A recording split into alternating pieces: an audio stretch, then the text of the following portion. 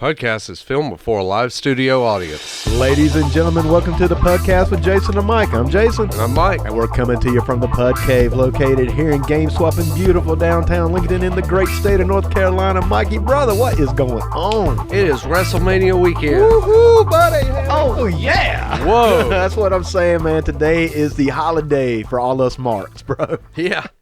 It's like a vacation. Yeah, it's with just nothing but wrestling going on. Man, for like 2-3 straight days, yeah. Man. Kicked off Friday with NXT. That's right, man. Last night was the Hall of Fame. Yep. Ceremony. It got a little rowdy. Yeah. A little bit rowdy. Yeah. Dude, I know I was actually talking to you, Mike, when I was watching it last night. I didn't get to finish the show, but I definitely got through the Bret Hart incident. Okay, before we get into that, because that's a whole nother thing. Yeah. We have a whole, yeah. I want to bring up something from last week when we were talking about the dirt. Okay, yeah. Okay. Oh. I talked to you about it. Yep. The only thing I had a problem with on the dirt, and, I picked it out. I forgot to mention it because we were gushing over the damn movie so much. I forgot this little inconsistency in the movie. There's a few of those, but there are a few. There are a few, but this is okay. I say a little. It's a big one. It's pretty glaring. It's pretty big. Yeah. If you look and you see it, and you know the history and the time frame. Yeah. 1981. Right. Motley Crue is rehearsing. Right. Haven't even hired McMars yet. Not officially. Not officially. This was his tryout in the movie. movie. Tommy Lee is wearing a shirt. What shirt is that? Brother, he is wearing a Hulkamania t-shirt. In 1981. And this was a WWF issue. I mean, this was 2 or 3 years before Hulkamania in AWA. Yeah. Yeah, so they kind of had, like I said, bro, there was a few FUBARs in that movie. I'll tell you the one that caught me was, when Vince Neil is in the cover band, when they go to, find Vince Neil. And London. They go, yeah. London? No. London was Nikki Sixx's band. London was Sixx's. No, this was like the little cover band that Vince Neil was singing at the wedding or the party. But they were singing My Type of Lover by Billy Squier.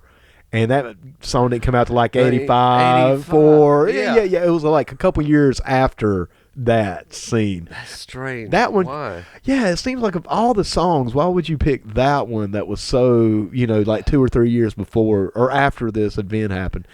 Jeff Tremaine should know better. You see, that's what I'm saying, dude. It seems like they should have They should have known better. Fact-checked a little bit. But, dude, not taken away from the movie. Yeah. Like I say, that movie is tremendous. Yeah. And, a movie I forgot to mention, dude, because, I was talking about Walk the Line and Ray. Uh-huh. Another one of my favorite music movies was Straight Outta Compton, bro. Oh, wow, yeah. I don't know why I forgot to mention that one, dude, because that one, I love NWA, brother. Still do. I still think. Yeah. I mean, we listen to Eazy-E every Sunday morning on the way over here to do the podcast. And that was another one I should have brought up. But still, as of right now, The Dirt, right now, man, it's probably my favorite one, man. Yeah, it was that good. Yeah. And everybody is giving it great reviews. Yeah. Well, Mike, let me ask you something, brother.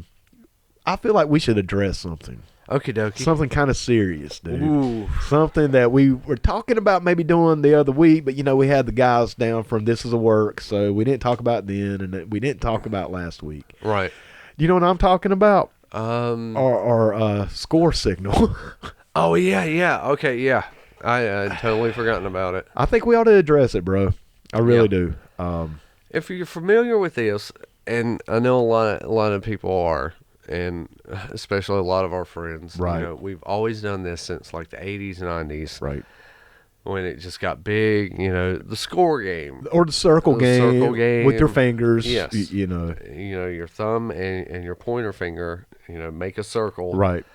And if you look at that, you got scored. You got scored. Sometimes you get punched. Right. Yeah. Sometimes you have to take a shot. We would do that sometimes back in the day. If you look, you got to take a drink, But it was always about, looking each other in the eye. That's how, when I was shown how to play this game, the purpose was that you maintain eye contact. Absolutely. And, the way we played it back in the day was below the shoulders.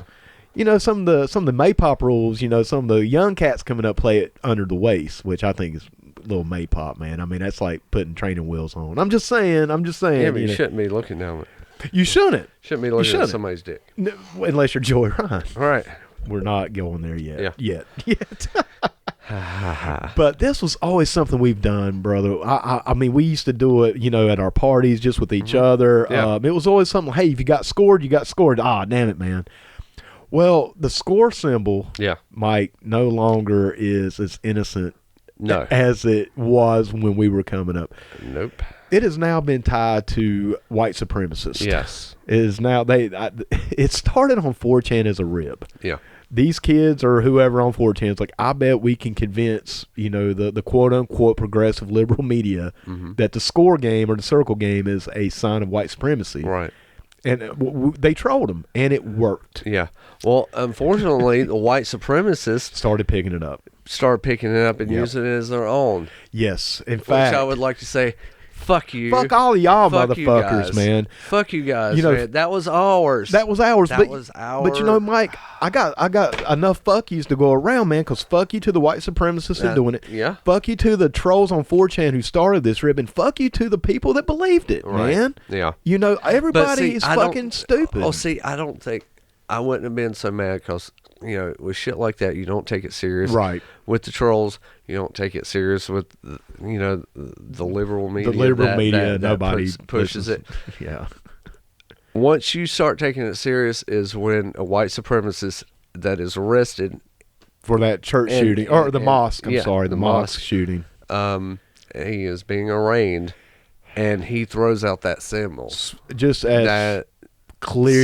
Serious. Yeah, man. That's serious. And that's when, me and Mike were talking about it. Because, guys, we actually had stickers produced. We got like 200 stickers. That was our thing. Yeah, that was our symbol, man. Yeah. That was our little thing that we would do, on all the artwork. Yeah. On everything, we would always put a little score because that was us. Yeah. To this day, I know the MWF guys still play it to this day, and that's something we started 20 years ago.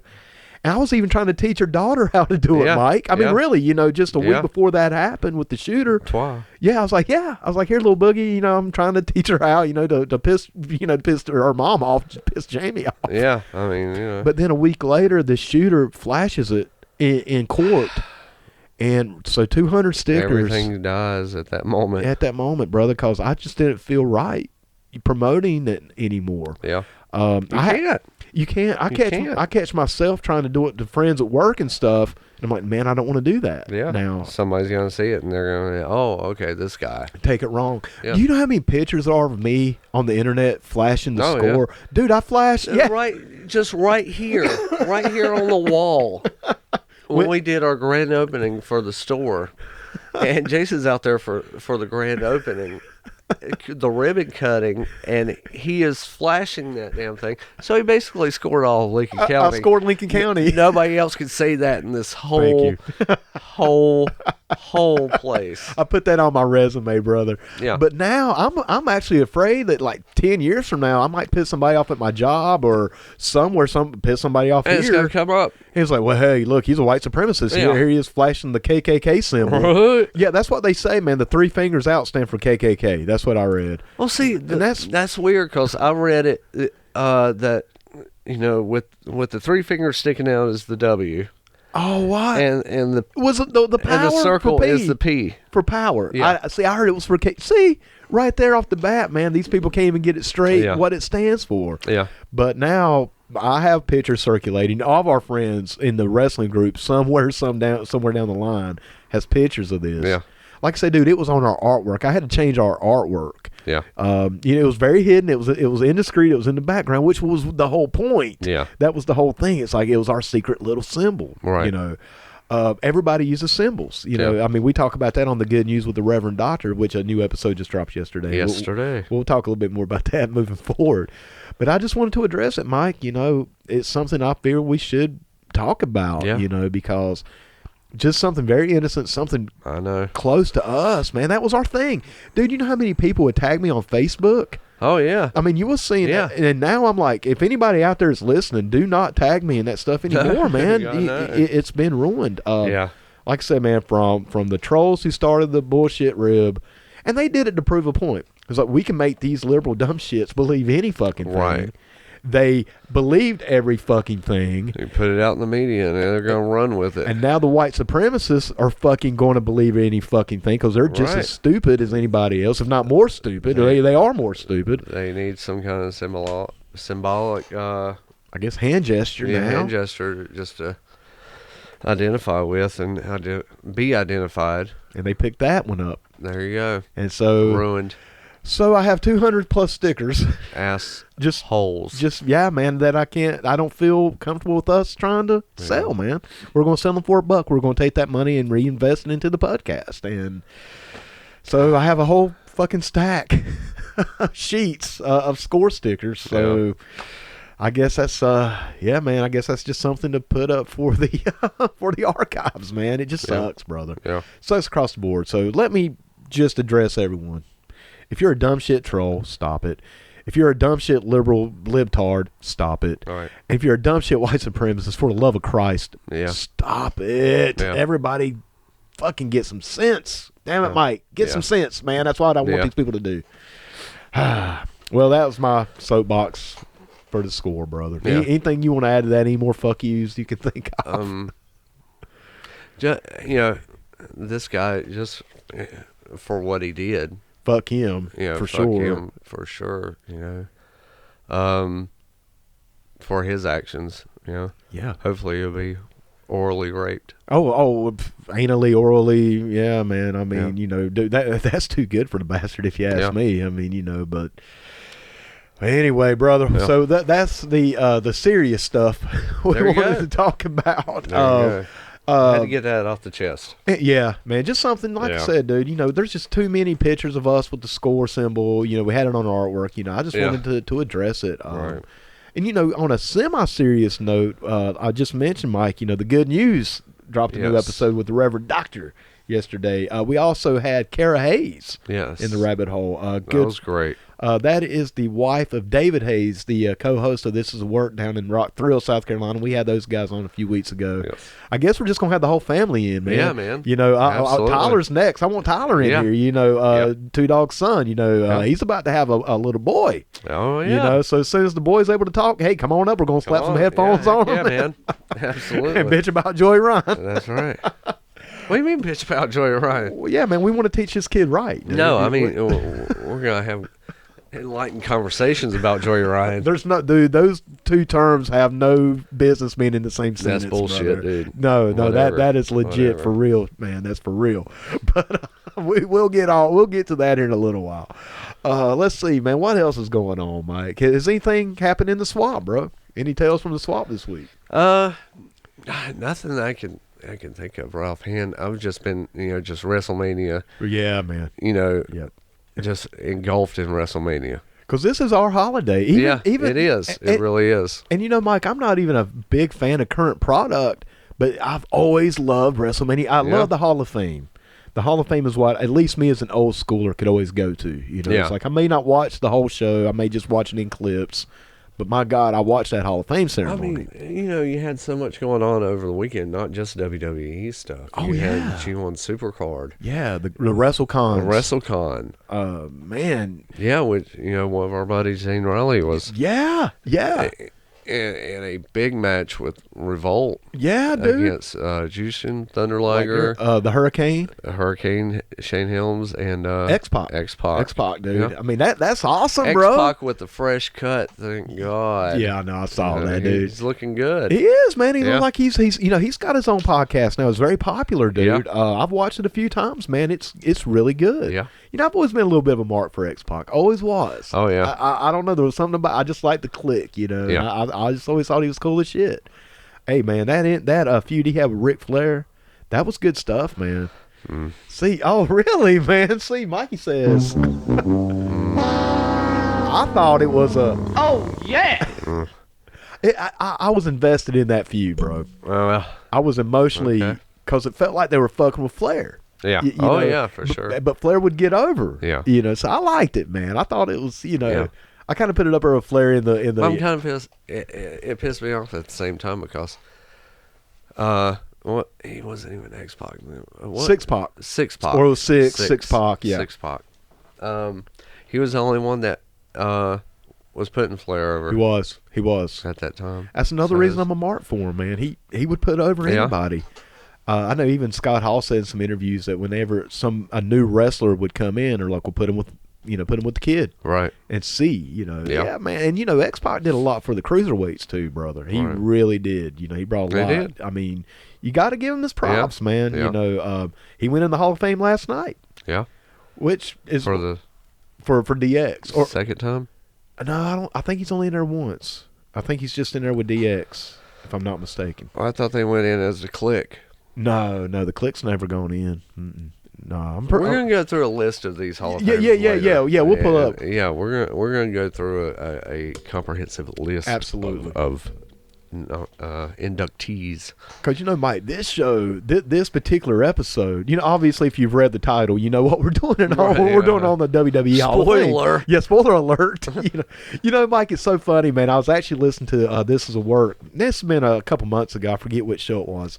But Dave Hensley, the producer, actually said, yeah, it's funny listening to podcasts, try to build up, the big reveal of the show, but it's in the title. And I'm like, goddamn title. Dude, I said, we do it every fucking week. Yeah. I think we're still used to that radio, that on-air live, I think that's where, but he's right. Dude, I was like, exactly. Shit, man, we do it and now for the big reveal that you've already read 20 minutes ago. If you didn't know. Yeah. Asshole, we're gonna swerve you right now. We could do that. I mean, we were always, We're gonna talk about the Golden Girls right now, dude. We could do that. We could. I mean, we could do that. Picture it. The Pud Cave, 2019. Yeah. Hey, I like the Golden Girls. Hey, I like the Golden Girls too. But I can't. I've never met anybody. Never have met anybody that didn't like the Golden Girls. Dude, something got to be wrong with you. You don't like the Golden Girls, dude. Now, I haven't watched it in years, bro. I mean, but that was something, man, me and my mom would watch that show. And I loved it, dude. Yeah. They were fucking hilarious. Hilarious. Great. I mean, you got Betty White, B. Arthur. Estelle Getty. Who was the chick? Rue McClanahan. Rue McClanahan. Yeah, dude. I mean, that should tell you something right there if I can remember all the cast's real names. Because I've never been into that, man. Yeah. I don't know directors or actors. I just watch the TV shows and the movies and, Right. That's kind of how. But when I know your real name, yeah, man, that means something. Yeah. But, well, Mike, brother. Well, let's talk about, I don't know if you watched it or not. I watched NXT on Friday night. I did not, man. I did not. That was a great show. I've been hearing that. But let me tell you what, that opening tag match with the War Raiders and Ricochet and Aleister Black was off the charts. Really? Off the fucking charts. Dude, I'm a fan of Ricochet. Yeah. I've only watched him one match, and that was at the Fastlane pay-per-view. Right. And it was him and Aleister Black. I was a fan of his as well. Yeah. But, man, Ricochet, I thought he was the second best performer of that Fastlane. I thought the best was Bayley. Bayley carried that match. Yeah. And MVP 100% was Bayley.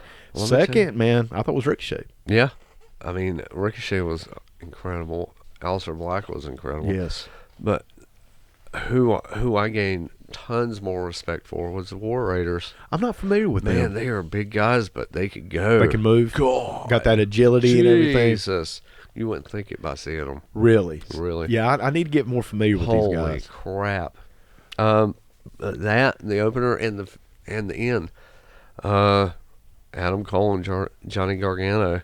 Not 2 out of 3 falls. For the belt. It was a heart stopper. Really? Yeah. It was that good. Yeah. Tell you, man, that NXT, I always call it next. Yeah. That's the play on it, you know. Man, they got some great talent down there. Oh, my God. And they're just doing they always have, but they're just doing some incredible stuff. I just hope, man, that when they do get pulled up to the roster, Vince McMahon doesn't suck too much of their soul, because you have to give some of your soul to Vince McMahon. He's a psychic vampire, dude. I'm convinced, bro. Yeah, it's half of it at least, or at least a quarter of their soul, man. At the absolute least, because dude, there's no other explanation. How are you so great at NXT? Have so much charisma, so much, I guess, just where people get involved in you. Then you go out to Raw, and then you just look at it. Well, officially, this is Ricochet and Aleister Black.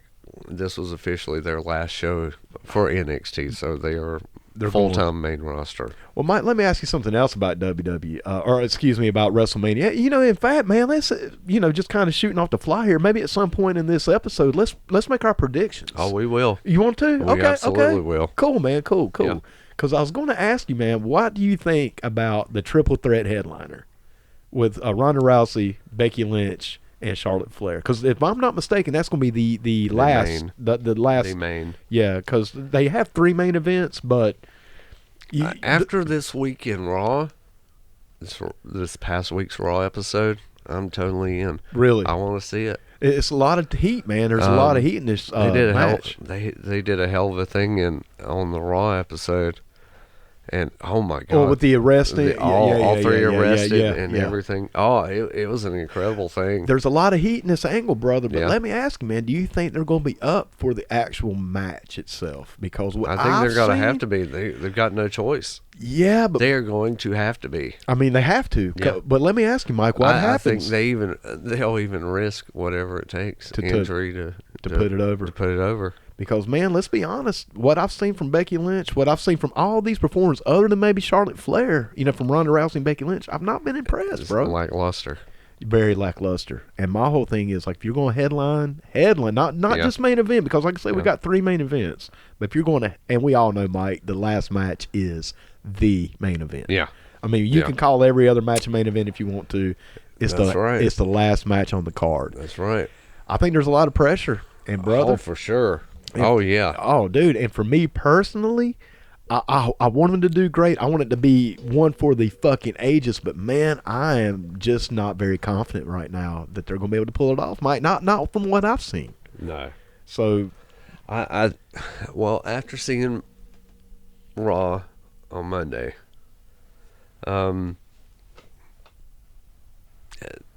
there's still stuff to work on. Yeah, sure. Is women have their kicks down, their knee strikes down. Yeah, sure. To a science. Right. Incredible. Right. Everything they do with kicks and the strikes below the waist. Right. Above the waist, punches. The punches are rough, man. It's hurtful to watch. It does. It takes you out of it. It does. I mean, it's like Shane McMahon's punches. Oh. It just pulls you right out of it. But, man, I wish them for the best because this is historic, man. The first time, women are headlining a WrestleMania, dude. I mean, it's huge. It's huge. It's a huge. Big deal. I just hope that they're up for it, man, because sometimes I feel like they're trying to do too much too fast with Becky Lynch. Yeah. I really feel like it. Charlotte, dude, I have every ounce of confidence with that woman that she can carry whatever. Ronda Rousey, dude, what I've seen, man, not very impressed. I don't want to put Charlotte Flair down too much.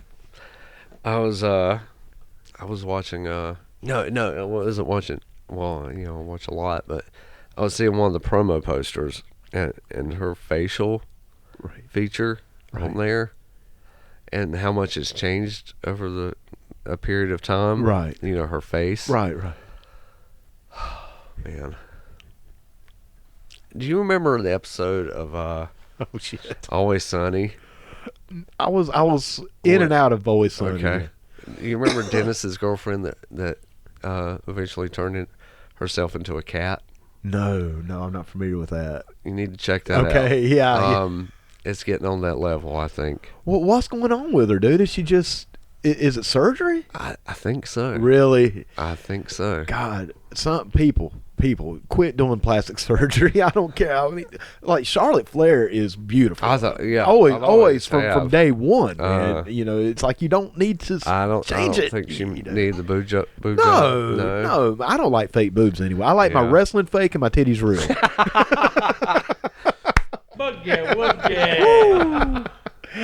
But hey, that's another Jason Finger motto in life, brother. There you go. Keep my wrestling fake, keep my titties real. That's right. And I'm good to go. That's right. Brother. But yeah, man,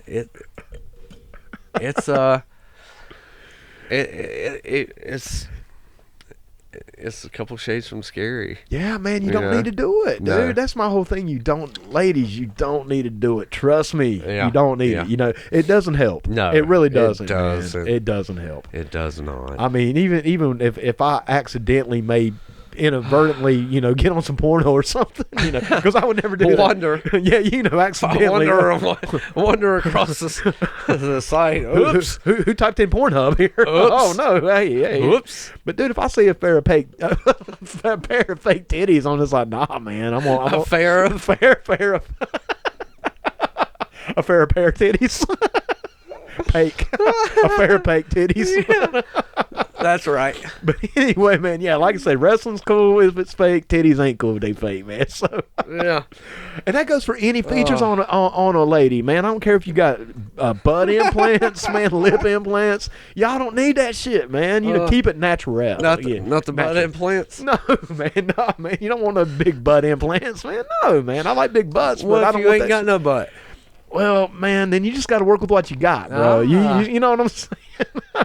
You just got to work with what you got. I mean, we ain't dating, but I'm not. I got him. Oh. All right, brother. Well, let's keep it going. Keep it going on this, because I want to do I want to do a comparison right quick. Oh shit, man. Well, I can talk about fake titties all day, brother. I can talk about my dislike. I mean, don't get me wrong, man. I've seen some fake titties. It's alright. It's alright. You know what I'm saying? Right. But all in all, dude, I don't know, man. I just, I don't think I actually. No, I was about to say I don't think I've ever been with a woman with fake titties, but I one time. I mean, it was alright. I mean, I didn't hate it, I'm just saying in general, man, I like natural stuff, man. Especially like when they do the injections in the lips, dude. That's the one that gets me. Because you see motherfuckers got stung by a bee, you know, man. Yeah. It's like, oh, yeah. Oh, dude, that's just nasty, man. Dude, I actually saw one that was a butt implant and it like got flipped inside out or some shit, man. And she had like a dent in her Oh, ass. no. Yeah, man, yeah. It's like, No. dude, could you imagine hitting that shit from behind and that motherfucker flip on you? Oh, God. Oh, What the fuck? What the fuck? What happened? And depending on how close you are, I don't know what you to do. Oh, my God. What happened here? It gives you something to aim for. Oh, Jesus. Try to hit the dent. Yeah. Yes, all right, dude. Okay, man. We got to. All right, Mike. Listen. I'm going to let you talk, brother. No, here's a picture. This is, ex-girlfriend, ex-wife, Maureen, who basically tried to turn herself into a cat. Okay, this is from Always Sunny. Yeah. Mikey showed me a picture that's here. A picture of her. Okay, all right. And there's a recent picture of Charlotte Flair. Nah, man, something's different. From like 20 hours ago. Yeah, no, she looks different in that picture, man. Sure. Yeah. Like I said, if that's what is going on, Charlotte Flair, I know you listen to the show every week. Charlotte, trust me, darling, you're gorgeous, you're beautiful, you're talented, you're the shit in the ring. You don't need to. Why fuck with perfection? Yeah. Why fuck with it, man? I mean, natural beauty, man. That's what it's all about. Well, Mike, brother, I don't want to spend the whole show talking about titties and Charlotte Flair, even though she is gorgeous. Well, Mike, brother, something else I wanted to do today in today's show. At some point, man, maybe after the break, I would like for me and you to give the people that we think deserves to be in the WWE Hall of Fame. Absolutely. Definitely our list of people that should go in. And maybe we can even try to book that are not in already. And maybe even at some point try to book the top 5 out of all these picks, because, little spoiler alert, later on in the show, we actually have a call-in from a good friend of ours who also has their top 5. Okay. So we got more than just us to work with here, man. We got another person coming in, but we'll get to that, man. We'll get to that a little bit later. So, Mike, let me ask, brother, can I bitch about the current WWE Hall of Fame, man? I got to bitch about something. Okay. Bro. All right. So I'm assuming you watched some of it, or at least read about it. Yeah, I didn't get to catch. I was doing the big work at the yesterday while it was going on, so I was catching it in and out. Right. Doing your day job. Right. Some of us actually do have to work. like Mikey, man. Unfortunately, on weekends, sometimes that happens. It's usually your busiest time. But one thing, man, about this year's Hall of Fame. Well, first of all, Lou, you want to talk about the Bret Hart stuff a little bit? Let's get to Bret Hart later. Okay. Yeah. Well, man, one thing that really pisses me off now about the WWE Hall of Fame. Okay. Are you familiar with the Legacy inductees? Yes. Bruiser Brody got 30 seconds. Yeah. 30 seconds. Yeah. Brutus Beefcake gets about 5 fucking minutes of a video package. Oh, and then close to 30 minutes. Yeah. Bruiser Brody gets 30 seconds. Hey, I will tell you the same fucking thing about Wahoo. Oh, I haven't got to Wahoo yet, brother. Yeah. Oh, now that one really got me. Yeah. That one got me hard, man. Yeah. This whole legacy is bullshit, man. You put them motherfuckers in with everybody. How is it that Tori Wilson gets like what? I think, man, each segment was probably about 45 minutes. It's a product of Vince. It is a product. I know that, and I get that, man. But dude, think about Tori Wilson, who you know, I respect Tori, and I know she also, you know, lost her father just a couple of years ago, and man, her speech really almost had me in tears toward the end. You know, I mean, it was good, man, and I always thought Tori was all right. I had the Playboy, you know, it was a good Playboy, and I thought, you know, that's what it was. Yeah, it was what it was. But how is it in any fucking universe where there's any fucking justice, Mike Payne, can goddamn Tori Wilson get, 30 to 45 minutes, you know, over the whole speech, the induction, and Luna Vachon gets 30 seconds. Right. Luna Vachon was active during the Attitude Era. She's not legacy, bro. She was active in the 90s. I mean, what's the difference between Luna Vachon being active in the 90s and Tori Wilson being active in the 90s? What's the difference, man? One gets 30-second legacy inductee. Yeah. The other one gets 45 minutes. Yeah. I was hot, man. Yeah. I was hot. The Bruiser Brody one got me hot. Wahoo deserves more. Yeah. Bruiser Brody deserves more. I thought so. Every one of those legacy inductees I consider to have deserves more. Right. They deserve more than what they got. That aggravated me, man. This is the first year the Hall of Fame really pissed me off. Yeah. Brutus fucking Beefcake. Brutus the fucking Barber fucking Beefcake. Fuck, dude. I'm gonna say fuck a million more fucking times because that's how fucking ill I am about this fucking situation. Brutus the fucking Barber fucking Beefcake. The butcher? The booty man. The Zodiac? Yes, no. No, fuck you. Because you get 45 fucking minutes, man, to go over here and jerk off. And Wahoo McDaniel gets 30 fucking seconds. Bruiser Brody gets 30 fucking seconds. I know. It hurts. Mike, man, bro, I was so ill, man. It hurts. I was so ill.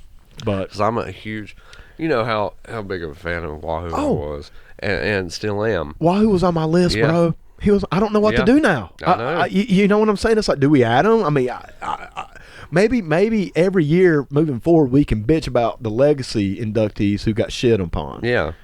Which is pretty much all of them. Yeah. Why not include Jim Barnett, man. Jim Barnett. We wouldn't even be watching wrestling on TV right now if it was for Jim Barnett. You're right. Give me a fucking break, Mike Payne. Exactly. I'm like, I know. And once again, man, I'm not just here to beat down on Tori and Brutus Beefcake. I'm not. You know, what's his name? The guy who did Cohen. the MSG guy, the guy who started the network, the USA. Yeah, man. I mean, he should be included as well. It bothers me, man. It bothers me. They did, especially for Bruiser and for Luna. Yeah. I can almost understand Wahoo to a certain degree, Mike. I can't. I can to a certain. God damn it, brother! I'm talking very, very, very small degree. But Bruiser and Luna, dude, why did they not wait to put Luna in as a D, or not a D? I'm sorry, but as a female wrestler at some point now? How does Tori get in and Luna doesn't? You know what I'm saying? I mean, they're both in, but Luna is a legacy. That's insulting, Mike. WWE, they pretty much fucked the only thing I've liked about the WWE in the last 20 years, which is the Hall of Fame. Yeah. And they pretty much just went, well, we're going to piss on that now. So, definitely the Hall of Fame's not, what it used to be. Back when, the Iron Sheik had that tremendous speech. Man, and Bobby Heenan had that heart-wrenching, just emotional speech. Captivating, bro. It's just not. Hilarious. Yeah, it's not. It's not there anymore. And Mike, one thing about when they first started, now the and we're going to go and we're going to talk a little bit more in detail, because it started out in '93 with one inductee, Andre the Giant, perfect first inductee, right? Perfectly done. Yeah. But it was around 2004 when they brought it back, because they stopped there from like '96. Yeah. Which I thought was weird too, man, because they stopped doing it during the Attitude Era. Yeah. It seems like that would have been a good time to have it going on, but whatever. Right. But Mike, man, I think it was 2005. If I'm not mistaken, we'll look this up to clarify it. But if I'm not mistaken, in the same show, they inducted Hulk Hogan. 2004. It's like, it's when they brought it back, was in 2004. But I think 2005, the next year, dude, they had Hulk Hogan, Roddy Piper, right, and I think Bobby Heenan, all in the same class. Dude, that's 3 headliners in one show. Yeah, here we go. Yeah. Chic. They had the Sheik. So I was mistaken about Bobby Heenan. Basically, everybody that was in that 84 class, 85 class, from the original WrestleMania. It was put in 2000. Yeah. And like I said, this is just 2005, but you had Hulk Hogan as the headliner, right. Roddy Piper as the secondary, yeah. And even Nikolai Volkov and Iron Sheik, Absolutely. But, dude, right off the bat, that's at least 2 headliners. Yeah. Roddy Piper should have had a headliner, mm-hmm. man. I even remember when this was going on, I'm like, man, it feels like they're really trying to shoot their load. Right, because now look who we have going in. Yeah. We have like DX, which is nothing more than a Maypop NWO. Come on, man, it is. Everybody knows that DX is Maypop NWO. DX was incredible at one time. Oh, they were. Oh, I enjoyed them, dude. They were really what besides Austin. Yeah, set that company on fire. Oh, they were absolutely very important, man. But they were straight up Maypop NWO, man. They just were. But I even put them over the NWO sometimes, man. I think some of their stuff was more entertaining. It was because they had a little bit more leeway, Yeah. But that was something that bothered me. It's like, man, why do you have Roddy Piper and Hulk Hogan on the same show? Right. Both of those guys deserve to have their. Because later on, man, $1 Million Man's a headliner, and I'm not saying he shouldn't be, but how's $1 Million Man get a headlining spot? And Roddy Piper gets a secondary spot, man. Just doesn't make a lot of sense to me, Mike. Once again, it felt like they started shooting their load way too early. Let's talk about who all went in this year. Okay. You had, first off, the Honky Tonk Man. Absolutely, and I think he deserves it. Okay. Absolutely, man. Greatest Intercontinental of all time. I mean, champion. I would say. Yeah, absolutely, dude. For sure. And not only that, but he stayed relevant in his own way. Yeah. He's a worker. Maybe one of the best, right. just as far as staying relevant and staying out there. Exactly. Who was next? Let's see, man. We got the Hart Foundation. Mm-hmm. We had Hart with Jim the Anvil, the tag team of Jim the Anvil, Neidhart, and Bret Hart. Right. Jimmy Hart was not included.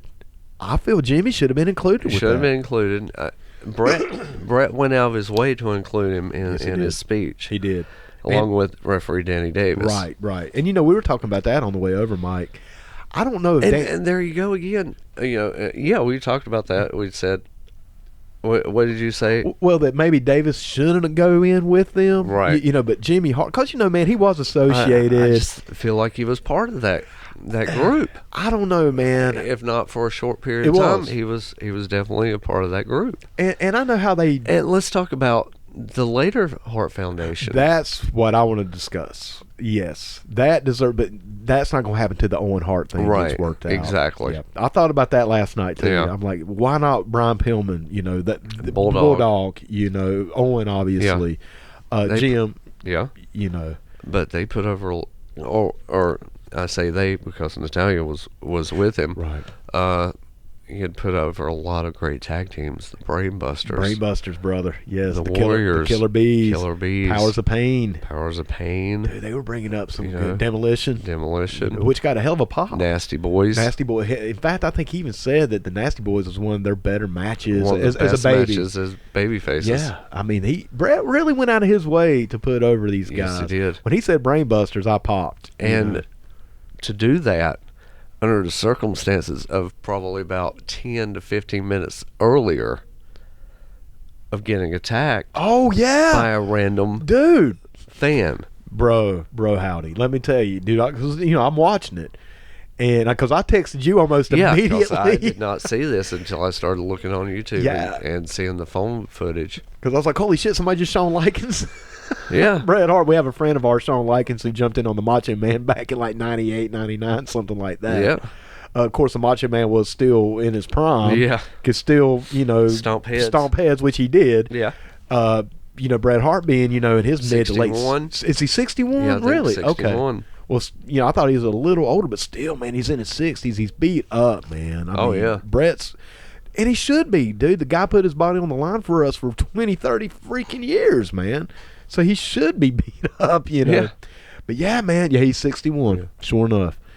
But yeah, dude, this fan came in wearing a what kind of hat? A Rasta, like a Rasta hat with the dreadlock wigs. It's totally fake. Oh yeah, dude. My first thought, Mike, was this is some indie worker trying to get over, trying to make a name for himself.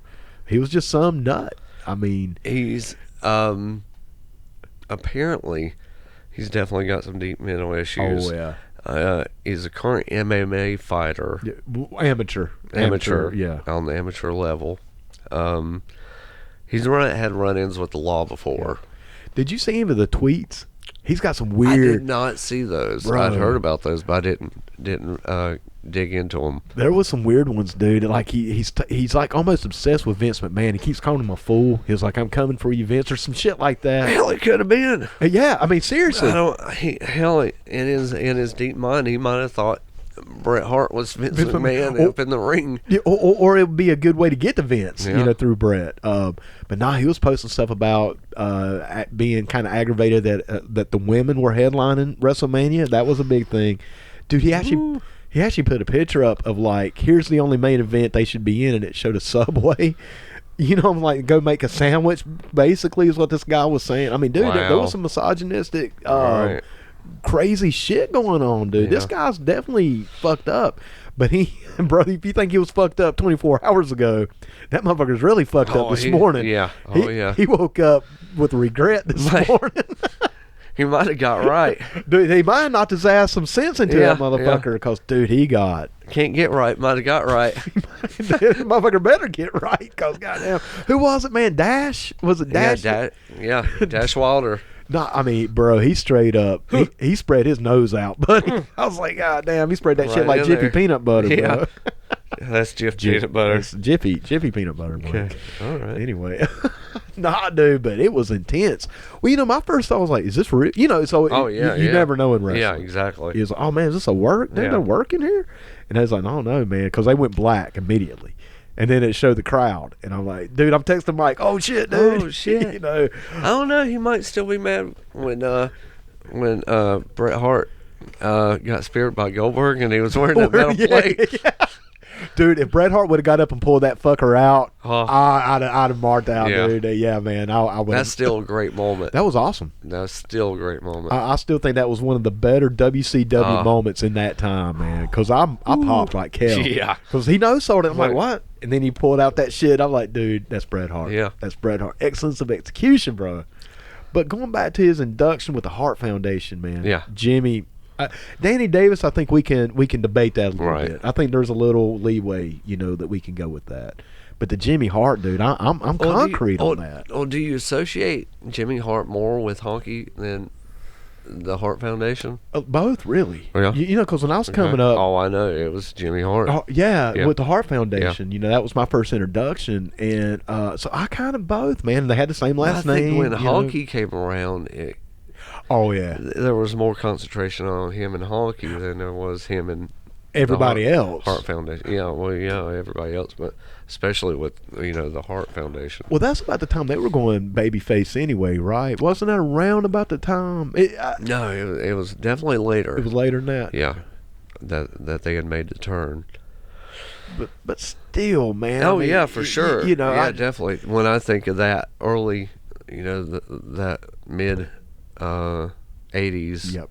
Hart Foundation, Jimmy Hart, man, getting chased around by Matilda, and the Bulldogs, and everything like that. Yeah, that was perfect stuff, man. And I'm glad that Bret did bring him up. Yeah, definitely. Because, like I said, I think that's a glaring omission. I mean, it should have been the Hart Foundation, and obviously, I think the Hart Foundation later on as a group when they figured out everything with Owen. Yeah, I know that's what's cute, and I think Owen should go in by himself. Yes, first, absolutely.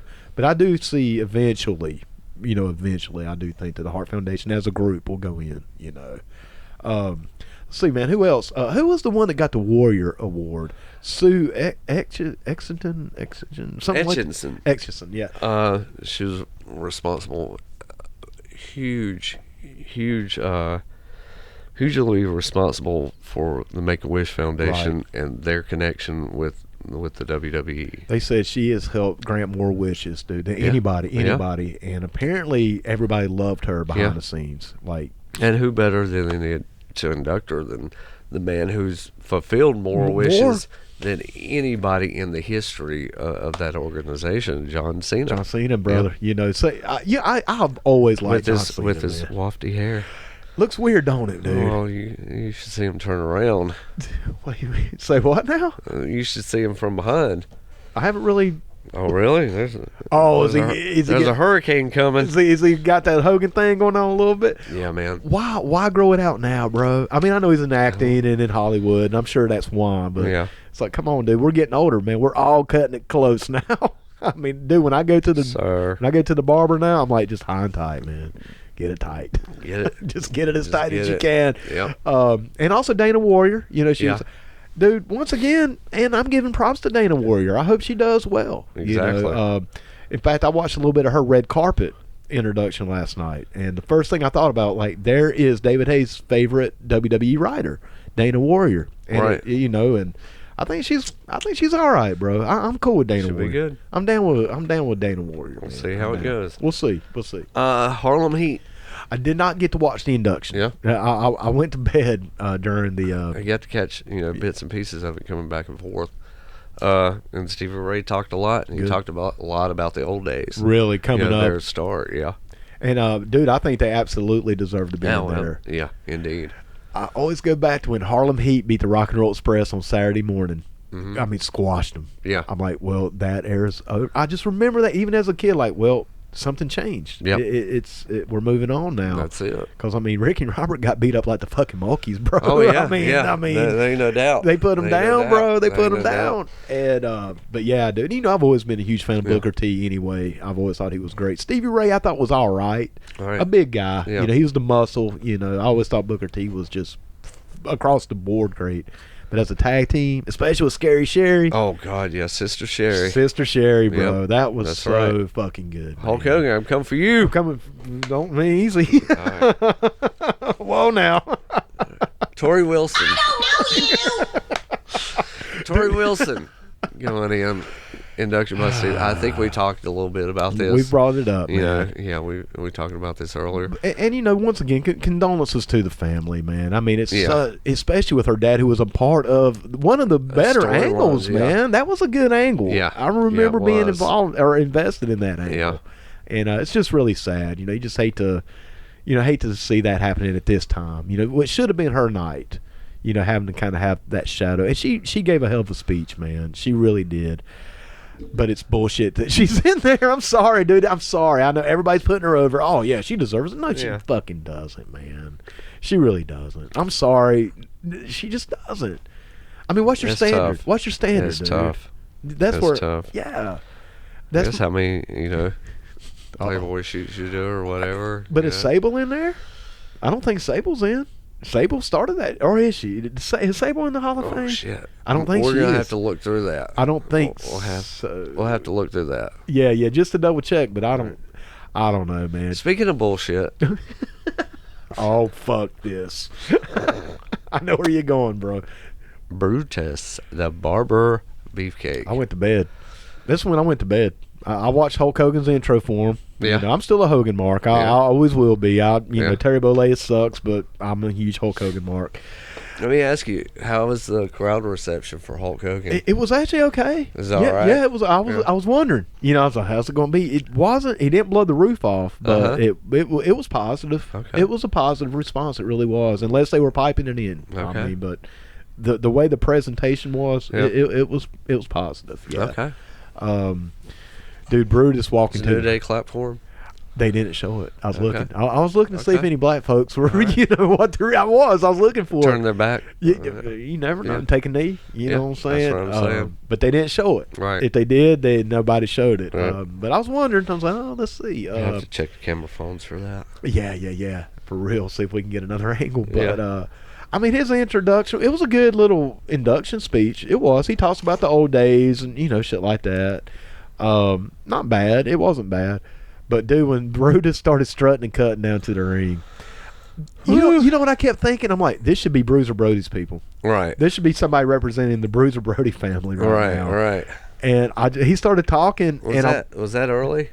It was about I'll say it's about the third induction, give or take, because you had Honky Tonk Man kicked it off, and if I'm not mistaken, Brett was second, and then Tori. And I may have this confused, and then so it was about the fourth one. Okay. Yeah, give or take, it's about the fourth one. I went to bed, bro. This is one I didn't see. Yeah, I said, screw it, man. I'm going to bed. Right. Because, I mean, it's Brutus Beefcake, dude. Who gives a shit, you know? Oh, man. Is Hogan smoked up? What's going on? Oh, we're watching some videos as we're talking here, and it's showing Hogan. I think he's just getting old, man. You talking about his eyes being kind of red? I think he's just getting old, dude. Past bedtime? Might be, I was going to say, dude, it might be a little late for the man. But yeah, Brutus Beefcake came out. He's still rocking the mullet. You know, he's still got a nice little mullet going on. Or at least slick back. He needs to go to the fucking barber is what he needs to do. How you going to have a barber with a mullet, bro? That's all I'm going to say. But, yeah, I went to bed, man. I couldn't handle it. I couldn't handle it, dude, because I kept thinking about everybody that got shit on, you know? I mean. Let me ask you, whose grandma is that with the purple bow tie? He's wearing a purple bow tie, people. I mean, fuck Brutus Beefcake, man. Oh, that's Brutus. That's Brutus. Okay. That's Brother Brutai, man. That's Brother Brutai, yeah. I thought that was somebody's grandmama. Nah, man. It'd have been a lot fucking cooler if it was, Mike. Oh, okay. I see the shears. Yeah, he got his shears going on, man. All right. Let's see. Who else? Well, who's left, man? DX. The Maypop NWO, bro. Hey. Easy. Dude, it's the truth. Okay, let me tell you this. All right. This induction is, how do I put this? This induction of DX is the how to get China in the Hall of Fame without getting China in the Hall of Fame. So I didn't watch the induction. I didn't see any of this. Right. What happened? Who inducted him anyway? Nobody. Oh, they just came out and did themselves. Yeah. Did you hear what Triple H said about AEW? Because you know Billy Gunn was there. You know Billy Gunn's now working for AEW. Yeah. And what did Triple H? And you could tell, man, it was more jokingly than anything. But Triple H said something to the point because Billy Gunn's like, "Well, Vince can't fire me," or something. Yeah. And Triple H's like, "Well, he'll just buy that piss act company just to fire you or something." But dude, I think they're nervous. I think they're a little nervous about AEW. I think they're more nervous than they want to say. Right. Because, you know, they blacklisted Jericho. Yeah. So I think there's a little bit more, right? You know, a little bit more, what's the word? Anxiety? It takes a lot. It does. Because, I mean, look at that honky tonk. Amen. And you listen to every shoot that Honky did on here, it buried the world. Everybody. Dude, Honky buries everybody. And a lot of people on this induction list. Oh, fuck. Well, dude, I mean, he thanked Hulk Hogan, but he's called Hulk Hogan every fucking word in the book. But that's part of Honky, man. That's it. That's his character, dude. He's always in a gimmick. Yeah. He's either the Honky Tonk Man or he's the Honky Tonk Man. Yeah. I mean, you know, he's either WWE Honky Tonk Man or he's independent Honky Tonk Man. One thing I liked what Honky said was how the Honky Tonk Man character will live forever. Right. And I agree with that. And that's cool, man. Yeah. And I do. When Wayne Ferris is dead and gone, the Honky Tonk Man will live on. Yes. You know, that's cool, man. But, dude, let's talk a little bit about DX, man. I like DX. I was a fan of DX. I think DX was one of the better factions in the WWE. And in some ways, I like DX better than the NWO in certain ways, in some ways. But at the end of the day, they were straight up Maypop. No, hell. You don't think they were Maypop NWO? No, come on, man. Absolutely they should have called them the Maypop World Order, man. No, come on. It was something totally different. Totally different. Man. It started out with I don't know you. No, I think it was never with the intention of building a group. But it was a group. It was only a group of 2 wrestlers and 2 managers. No, hold on now. Rick Rude. Okay. China. Okay. Sean, and Hunter. Yeah, man, but then they brought in the after new Sean had left. But let's look at it, man. So basically, they had one more member than the NWO had. But see, that's the thing. I cut off DX for me is cut off when Sean left. Oh, really? See, that original DX that was it. But dude, I mean, that was a direct take on a Razor and Diesel, man. The Click. It was a straight up. It was definitely a split off from the Click. Yeah, man. But the Click was NWO. I don't think it was a Maypop NWO. Oh, 100%. I think the DX to the NWO was Demolition to the Road Warriors. There was no NWO until Hogan came in. Well, but there still was the Outsiders. The Outsiders. But now just like the NWO, it did grow because you know they brought in more people and they Maypopped every member in there. They did. Now see, as you say, Shawn and Triple H is where you kind of like cut off with NWO. I cut it off with the original 3 NWO members, Hogan, Hall, and Nash. Because even Ted DiBiase the Giant. Come on. Well, now I tell you, man, I put 6 in there. I'd put 6 Pac, and I know, man, it starts getting a little hairy. I get that. Dude, we were just putting 6 Pac over, man. We before were, we but he was such a jumper. He was. But then again, I look at it as a positive thing. Hey, man, when you want to pop your shit, you bring in X-Pac, bro. Hey, think about it though, man. I mean, it makes a little bit of sense. I liked Pac by himself. I liked him in both groups, man. Really? Yeah, I did. I'm a mark for him. I always liked X-Pac, dude. He was cool, man. He was, Triple H was cool. I mean, the Clique was cool. Shawn Michaels was cool. Right. The Outsiders were cool. But dude, I always just felt that they were just. It almost like Vince was like, "Oh shit, we need to have something to do, to battle the NWO. Well, let's take the other 2 members of the Clique shit, but and let's start a May Pop NWO." Yeah, man. but at that time, Vince had so many groups. Oh, dude, he had the bar. Well, let's see. The bar. What was the Spanish guys? With Los Savio. Ruiz. Yeah. Los Ruiz was. The bikers. Oh God, what were their names, man? Oh shit. It was the Harris brothers, Brian Lee. I want to say Disciples of Destruction, but that's not right. DOA. Was it DOA? DOA. Disciples of the Apocalypse. Something like that. Yeah, I believe it was DOA, man. Yeah. You had the Nation. The Nation. Yeah. Huge. Dude, it did seem like they had a lot of factions at one time. But I don't know, man. Now, don't get me wrong. I'm not saying I don't think that DX should be the Hart Foundation. The Hart Foundation is another one, man. Absolutely. You're right, man. And like I said, dude, I'm not saying DX doesn't belong in the Hall of Fame. I'm just saying that they're May Pop NWO, right. brother. Yeah. But now, see, Mike, I think. But okay, so you get it. When you get an NWO Hall of Fame, who do you put in there? Well, that's a spoiler alert for later on. All right. Okay. A spoiler alert for after the break. Okay. Right on. But now, dude, it's a trip, Mike, because you say you kind of cut off DX after Shawn left. Yes. But to me, I always thought with the New Age Outlaws and Triple H as the leader was a better version for me. I don't. It was for me. I think the group was better just with the 3.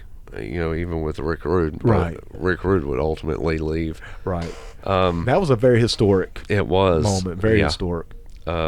China. Absolutely. Hunter. Sure. Shawn.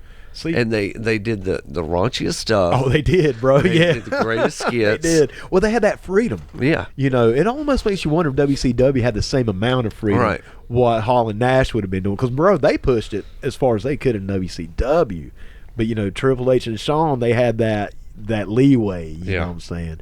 But I mean, I don't think it's a bad introduction, right, or a bad inclusion into the Hall of Fame. I just, I always just call them the Maypops, man.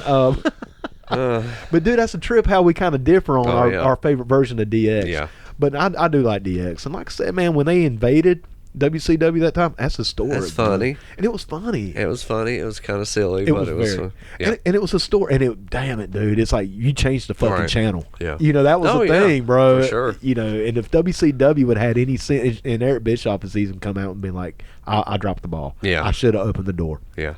Why? You know what I'd have done if I was Eric Bischoff? Let's do a little armchair booking. Okay. I'd have just sent Ming outside. Huh? I'd have put the cameras on Ming, been like, get rid of him. I mean, seriously, dude. I mean, that would have been fucking. Oh brother, man, that would have been a goddamn. But are you gonna tell Ming what to do? Oh yeah. Oh, you could. Oh yeah. If you're paying him the way I understand it with Ming, oh yeah, dude, he was very loyal to whoever he was working for. If Eric Bischoff say, "Hey, Ming, go get rid of these guys," I guarantee you, Ming would have went out there and got rid of them. And I mean, dude, that would have put WCW so over, man. Yeah. Well, Mike, let me ask you, brother. Believe it or not, we're at an hour. Are we? No shit, brother. We've already been talking about this for an hour. Let's knock out this legacy. Okay. Yes. Everything on this legacy. We've talked about Bruiser. We've talked about Wahoo. We've talked about Luna. SD Jones. SD Jones, bro. SD Jones in the legacy. Yeah. Professor Turo Tanaka. Who, once again, man, he deserves better. Yeah. He deserves so much better because this guy was not only a wrestler, bro, but he was also an actor. Very famous actor. Very famous. He was in the James Bond. Odd Job. Yeah, man. I mean, once again, let's just give him 30 seconds and move on. Yeah. Joseph Cohen, we talked about him. That was the guy who was like over the USA Network and the Madison Square Garden Network. Yes. Where in a lot of ways, man, that's how Raw kind of was formed, because they would have their shows on Monday nights. Mike, I've talked about it at other times in this podcast, but, we had a satellite dish. Right, yeah. Very fortunate, man. Very blessed to have that. And once a month, on Mondays, I would watch the Madison Square Garden wrestling show. Yeah. Brother, it was nothing like it, man. Right. I mean, I felt so privileged. Oh, I know. Because nobody else at school got to see that shit. No. Oh, I'd go to school Tuesday mornings. Oh, man, Hulk Hogan wrestled Earthquake last night. All this shit. The British Bulldogs and all this, man. And so he deserves it, because, like I said, I think without that, man, we may not be watching Raw and SmackDown today. Right. Primo Camara. Who? He's an incredibly technical wrestler. Right. Had classics with Luthez. Okay. Golden era. See, I would consider that legacy.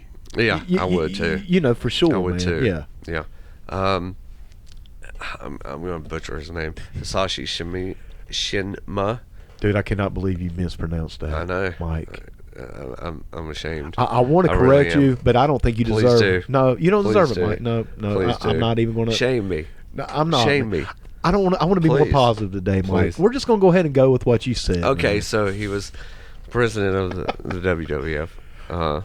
Japan, correct? No, he was over here. Oh, what? Oh, only on a one-time during a one-time deal on TV. Oh, okay, man. He was only Okay. seen on TV like one time. Right. Okay. Yeah. Well, he was the figurehead president from like 78 to 84. Oh, okay. Then Jack Tunney. Which apples and oranges. Right, man. Yeah. Right. I like Jack Tunney, dude. Fuck Jack Tunney. You didn't like Jack Tunney, man? No, you already knew this, dude. I've discussed my dislike for Jack Tunney. I think I just try to block it out, bro. You mean like sell out Jack Tunney? Sell out? Yeah. No, man, he bought in, bro. Oh, okay. That's how I look at it. All right.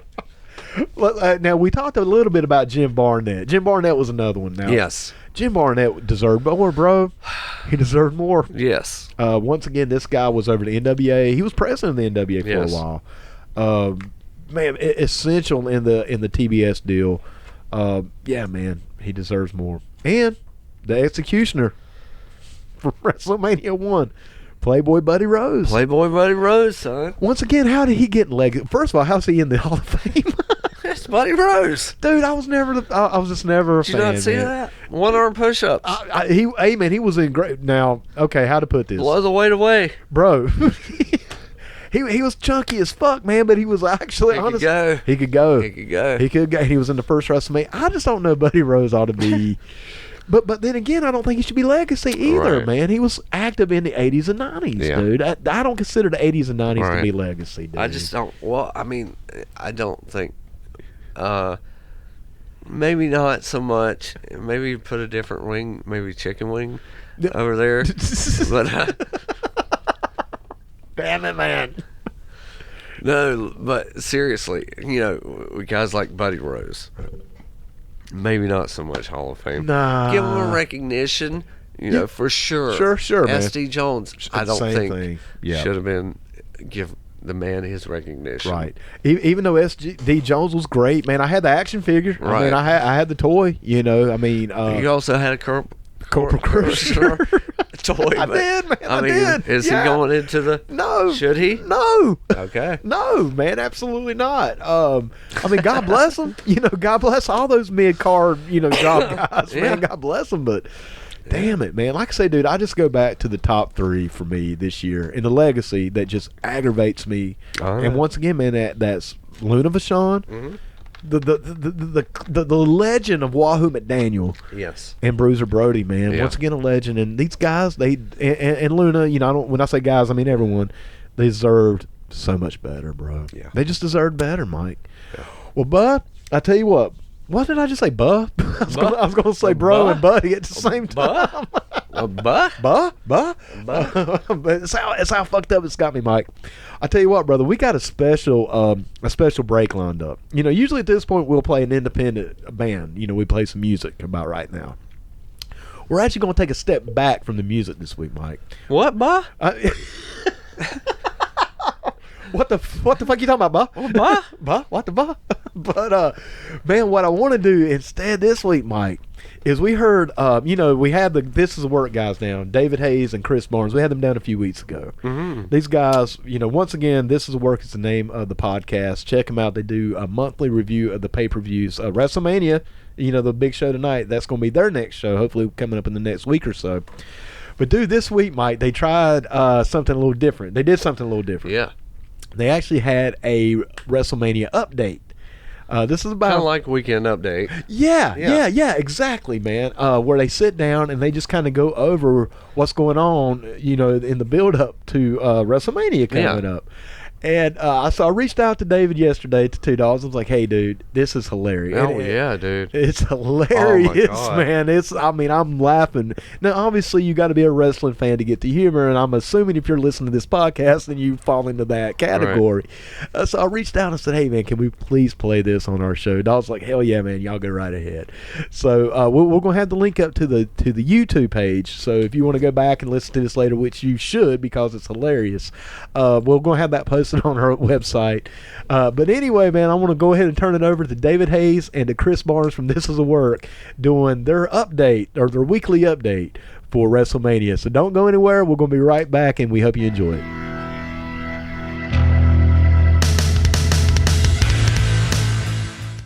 Hello, I'm David Two Dogs Hayes. I'm Chris Barnes. And you're watching This Is a Works Wrestling Update. Our top story this weekend, we're going to be treated to WrestleMania 35, which fans are already calling the 36th best WrestleMania. In response to criticisms over the increasing length of recent pay-per-views, officials have promised that this year's WrestleMania will definitely be over before the next one begins. John Oliver took WWE to task recently over issues such as not providing health care for their talent or providing for their retirement.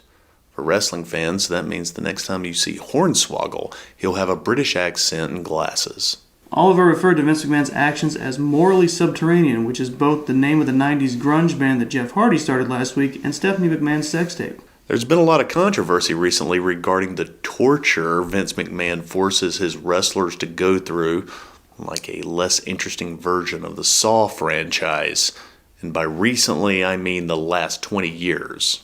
Sources say that if someone wants to participate in next month's Money in the Bank, they're going to have to swim through a bunch of Bobby Lashley's old headbands, saw off an appendage, and let Vince McMahon call them the N-word. And speaking of white wrestlers using the N-word, it has been announced that Hulk Hogan will be making an appearance at WrestleMania. As you might imagine, not everyone is happy about this, including all three members of the New Day. But according to the McMahon law, the New Day needs 2 more members for it to actually count as a full vote. That's quite a compromise. Recently, Becky Lynch lost the Women's Championship to Charlotte Flair at a live Super Show. To keep things simple, we're just going to copy and paste that sentence from month to month and occasionally sprinkle in Ronda Rousey's name. Also at the last Super Show, Bobby Lashley retained his Intercontinental title after Finn Balor failed to go over. Fans of Bobby Lashley celebrated by putting a fresh coat of paint on the wall and watching it dry.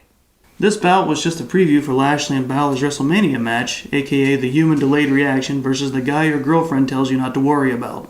Stephanie McMahon announced on Monday Night Raw that the Raw and SmackDown Women's Championships will be unified in a winner-take-all main event, sending comedy writers everywhere scrambling to write a joke that isn't sexist. Becky Lynch's participation in WrestleMania was in question for a while after her most recent knee injury, which she refused to let the in-house doctors check out. Honestly, who wouldn't trust the same doctors who cleared Eddie Guerrero, Brian Pillman, Crash Holly, Umaga, Chris Benoit? In other news, Rick Rude, British Bulldog, eventually Jeff Hardy. I'm going to have to cut you off there. Please do, I'm getting sad. Beefy tiny man Buddy Murphy will be defending the Cruiserweight Championship against Tony Nese. We call it the Battle of the Bulge, but we all know what steroid abuse can do to the bulge. Fans rejoiced recently when Roman Reigns returned to the WWE after putting his skills to use in no-selling leukemia. WrestleMania 35 will feature Reigns' first singles match since returning to the ring after conquering his most personal struggle to date, getting confused with the guy that plays Aquaman. Chris Jericho recently revealed that he's been blacklisted from the WWE after signing with AEW, which has fans guessing that Vince McMahon has earned a spot on Jericho's list. This would be more significant if Vince McMahon wasn't already on more lists than Michael Cole's browser history. And finally, The Miz is set to square off against Shane McMahon, leaving Triple H as the only person whose career actually improved after getting fucked by a McMahon. Thanks for watching This Is a Works Wrestling News Update, and be sure to check out the WrestleMania episode of This Is a Work next week. Or don't, I'm not your boss.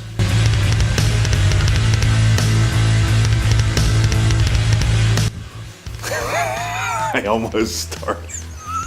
Okay. For Two Dogs, or whatever his name is, I'm Chris. Bye. Wow. Mike Payne, Wow. brother. For a WrestleMania that doesn't have the Macho Man on it, how did they get so savage? Oh my God. Bro, when he said, first of all, morally subterranean. Jeff Hardy got a lot of love. So does Stephanie McMahon. Yeah.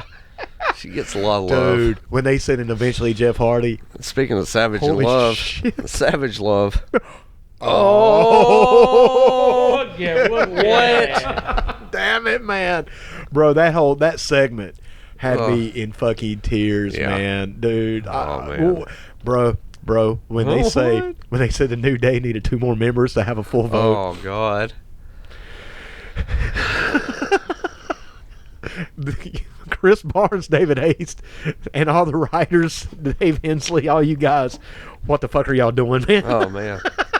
Y'all Which killing- is obviously the storyline that WWE was shooting for at that time. I'm just saying, man. And it's like, oh, we probably shouldn't do this. Nah, man, dude. Like I said, the savagery was just. Man. And eventually, Jeff Hardy, guys, come on now, y'all. Hey, they ain't wrong. They ain't wrong, They man. ain't That's wrong. what got to me, man. Yeah. I'm like Chris Barnes. I'm getting sad over here, dude. Seriously, man. I didn't know whether to laugh or cry, man. But once again, guys, thank y'all for letting us play that. That was hilarious, man. Please, Fantastic. I hope to see it like every month. please keep doing Yeah. it. And if it's cool, we want to keep playing it, dude. Yeah. That's kind of what we were talking about. It's like, man, when y'all do this, we want to rebroadcast this, man. I mean, finally, we have some funny shit on our show, Mike. Right, yeah. Exactly. God damn, we needed it, man. No, that shit, once again, brother, 10 out of 10. That's 5 Meltzers. That's fucking 2 thumbs up, man. I mean, dude, I Not was to laughing. gloss over, dick jokes. But Well, they did bring up the package. that's true. Bro, when they I said like- when they said Finn Balor was the guy your girlfriend told you not to worry about, Boom. Yeah. Bro. On point. Bro. On point. Once again, guys, thank y'all for letting us play it, man. That was amazing, man. That was such good stuff, man. Dude, Swimming through Lashley's sweaty headbands. or putting on a fresh coat of paint to dry. Whoa. or this dude. show's WrestleMania, or this year's WrestleMania I'd be rather over. sit through a Lashley match than swim through his sweaty headbands. Dude, that was gross. My dude. That was so gross, man. When they said that, I'm like, ooh, man, ooh. My dude. Oh, that's so, It's true. That's so gross, man. It is true. It's but- real. Oh, my God. But man, once again, that was great, guys. Once again, thank you for doing that, letting us play it, bro. Keep it up. That's all I could say. And Mike, they actually hinted at that last time they were here. Remember when they were kind of giving a little bit of a teaser? Sure. That was Yeah. it, man. That Yeah. was it. So once again, guys, great stuff. And once again, it was Chris Barnes and David Hayes from This Is a Work. We always put them over, guys. So if you need to find out where they are, just let us know or go to our page. We always post our links when they put up new shows, so you can find them either through our page or you can find them on Facebook. Just find them. That's all I'm saying, man. I don't care if you're going to find it through us, through them, through Google, through YouTube. Just fucking find them, people, and support them, man. Just like with us, support them, man. Let people know about it. Oh, let's get back into this Hall of Fame deal. Okay. I wanted to run down everybody in the Hall of Fame. Okay. All right. And I want to do, between me and you, a yay or a nay, whether they should be in the Hall of Fame. Okay, yeah, man. Okay. And then eventually, before the end of the show, we'll say who we think Right. should be in. Okay, yeah, man. Let's start off with the first, Andre. Obviously, Yes. man. Obviously, not even, Arnold Skolin. I think so. Really? Yeah, I think so. Okay. Bubba Brazil. I think, yeah. I haven't. We given got. mine on, I haven't given up mine on Arnold's going. Oh, sorry, man. Sorry. Was Arnold that big of a deal? Well, I mean, He was the manager. His biggest thing was managing Bruno and Backlund. Yeah, and known for throwing in the towel with Iron Sheik is probably his most historic. Does that get you in the Hall of Fame? I mean, throwing in the towel. I mean, well, goddamn, Torrie Wilson and Brutus Beefcake's in the motherfucker. There we go. So, I would say, yeah, I don't know. I'm going to put nay. You're going to say nay? Yes. I'm going to go ahead with a yay on it. Okay. Yeah, I think so. Yeah. Bubba Brazil. Yeah, I think so. Yes. Yeah, absolutely, man. Nature Boy Buddy Rogers. Absolutely. Yes. Absolutely. Chief J Strongbow. Yeah. I think so, man. Okay. Mike, you sound like you're a little bit on the fence with that one. I might be a little bit on the fence with that one. If you had to say yay or nay. I think Wahoo should have been in before Chief J Strongbow. Absolutely. I agree with that, man. Wholeheartedly, bro. Okay. Wholeheartedly. Classy Freddie Blassie. Absolutely. Yes. Absolutely. Gorilla Monsoon. Absolutely. Yes. Absolutely. James Dudley. Not familiar. He was the familiar. first African American to run a major arena in the United States. Just for that alone, I would say brother. Absolutely. Yeah, especially given the time. I'm historic. assuming. Yeah, and I'm assuming this was back in the Jim Crow day. I don't know. It doesn't give a date. Right. But I'm assuming that this was probably during the Jim Crow era. So yeah, man, absolutely, dude. Yeah. All right, here we go. Antonio Roca. I think he was definitely a big deal wrestler. Yeah. Absolutely. I think Did so, a lot. man. Yeah. The golden era. Big Cattery lad, absolutely. 120%. I could go on that 200 times. Oh, absolutely, man. George the Animal Steel. Yeah.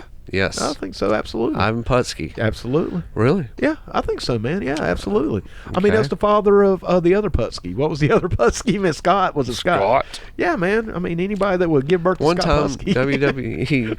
WWF Tag Team Champion, Ivan Putski. I'm going to say no on that one. You saying? I say yeah, I'm going dude. to say no. He was really over, dude. He was the Polish Power. He brought that. He had that. He represented the Polish people. Yeah. Yeah, man. I give him his praise. He was a big guy. Yeah, Okay. yeah. He was definitely known. Right. Definitely known. Okay. Yeah. Fabulous Moolah. Absolutely. Even giving her, Even in light of her, okay. Yeah, allegations, but man, you Okay. cannot take away from what she did. what she man. did. No, absolutely Exactly. not. Let's see, the Grand Wizard. Absolutely. Manager of long-time heel manager of pretty much everybody. Yeah, dude. I mean, he was like the Bobby Heenan of that era. Yeah. He absolutely goes in there. And, Pedro Morales.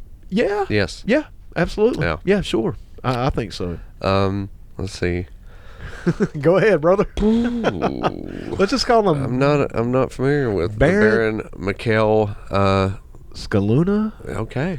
Sure. Scaluna, something like that. Not familiar, really. I got to go with a name because I don't know him, man. Right. I mean, Yeah. I'm sure he deserves it. Even knowing a lot of people from that golden era, I just don't know. That name. Yes, I don't. But I'm sure he does deserve it. But for me, Right. it's an A. Okay. Yeah, Captain Lou, absolutely. Albano. Absolutely. Yes. Absolutely. Jimmy Superfly Snuka. Absolutely. Johnny Rods. I'm going to put an A on that I one. got to go with A, Yeah. dude. Yeah. Yeah. Johnny Rods. I Might as well appreciate put Iron Mike Sharp in there. or SD Jones. Hey.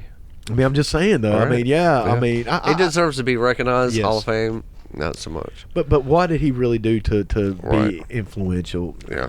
Oh, he trained a lot of wrestlers. Yeah. Um, and brother, I also like to put over enhancement talent. I mean, Right. what would Yeah. our history be without Exactly. the SD Joneses? Right. Without the Johnny Rods. Without the George South. Souths, Right. the Rocky Kings, the Yeah. Italian Stallions. I mean, these people do deserve the recognition, man. yeah. They do. Recognition, not so much Hall of Fame. But Hall of Fame level, Right. Yeah, I don't know, man. Killer Kowalski. I think so. Yes. I think so. Absolutely. Pat Patterson. Oh God, Absolutely. dude, without question. Yeah. Of course. Vince. Vincent J. McMahon. Vince Senior. Yes. Of course. Yeah. Of course. Now we move into more the new wave. Yes, that started the back in 2004. Right. Big John Studd. Oh, yeah. Absolutely. Don Morocco. Yes. Yes. Greg the Hammer Valentine. Yeah. Harley Race. Yes. Absolutely. Jesse Ventura. Absolutely. Yes. Junkyard Dog. Absolutely. Yes. Down the line. Sergeant Slaughter. Yes. Yes. Superstar Billy Graham. Yes. Yes. Tito Santana. I yes. think so. Yeah. Yes. Bobby the Brain Heenan. Absolutely. Yes. Jesus, absolutely. Right. Pete Rose. Not so much. Well, now, let me hit the brakes here, brother. Are we counting celebrities? Are we counting like Snoop Dogg? Are we counting Bob Barker? Donald Trump? They're in, but I'm going to say no. No. I'm going with you on this, man, because I mean they're fun, and it's a damn shame. And the one thing I do want to say, celebrity, because I know we're going to give our picks at some point today. I think Alice Cooper should be in there, but we'll get to that later. Okay. If you must have celebrities, if you must. All right. But man, let's look at this, bro. Now, in this one show, this is what we were talking about a little earlier, Mike.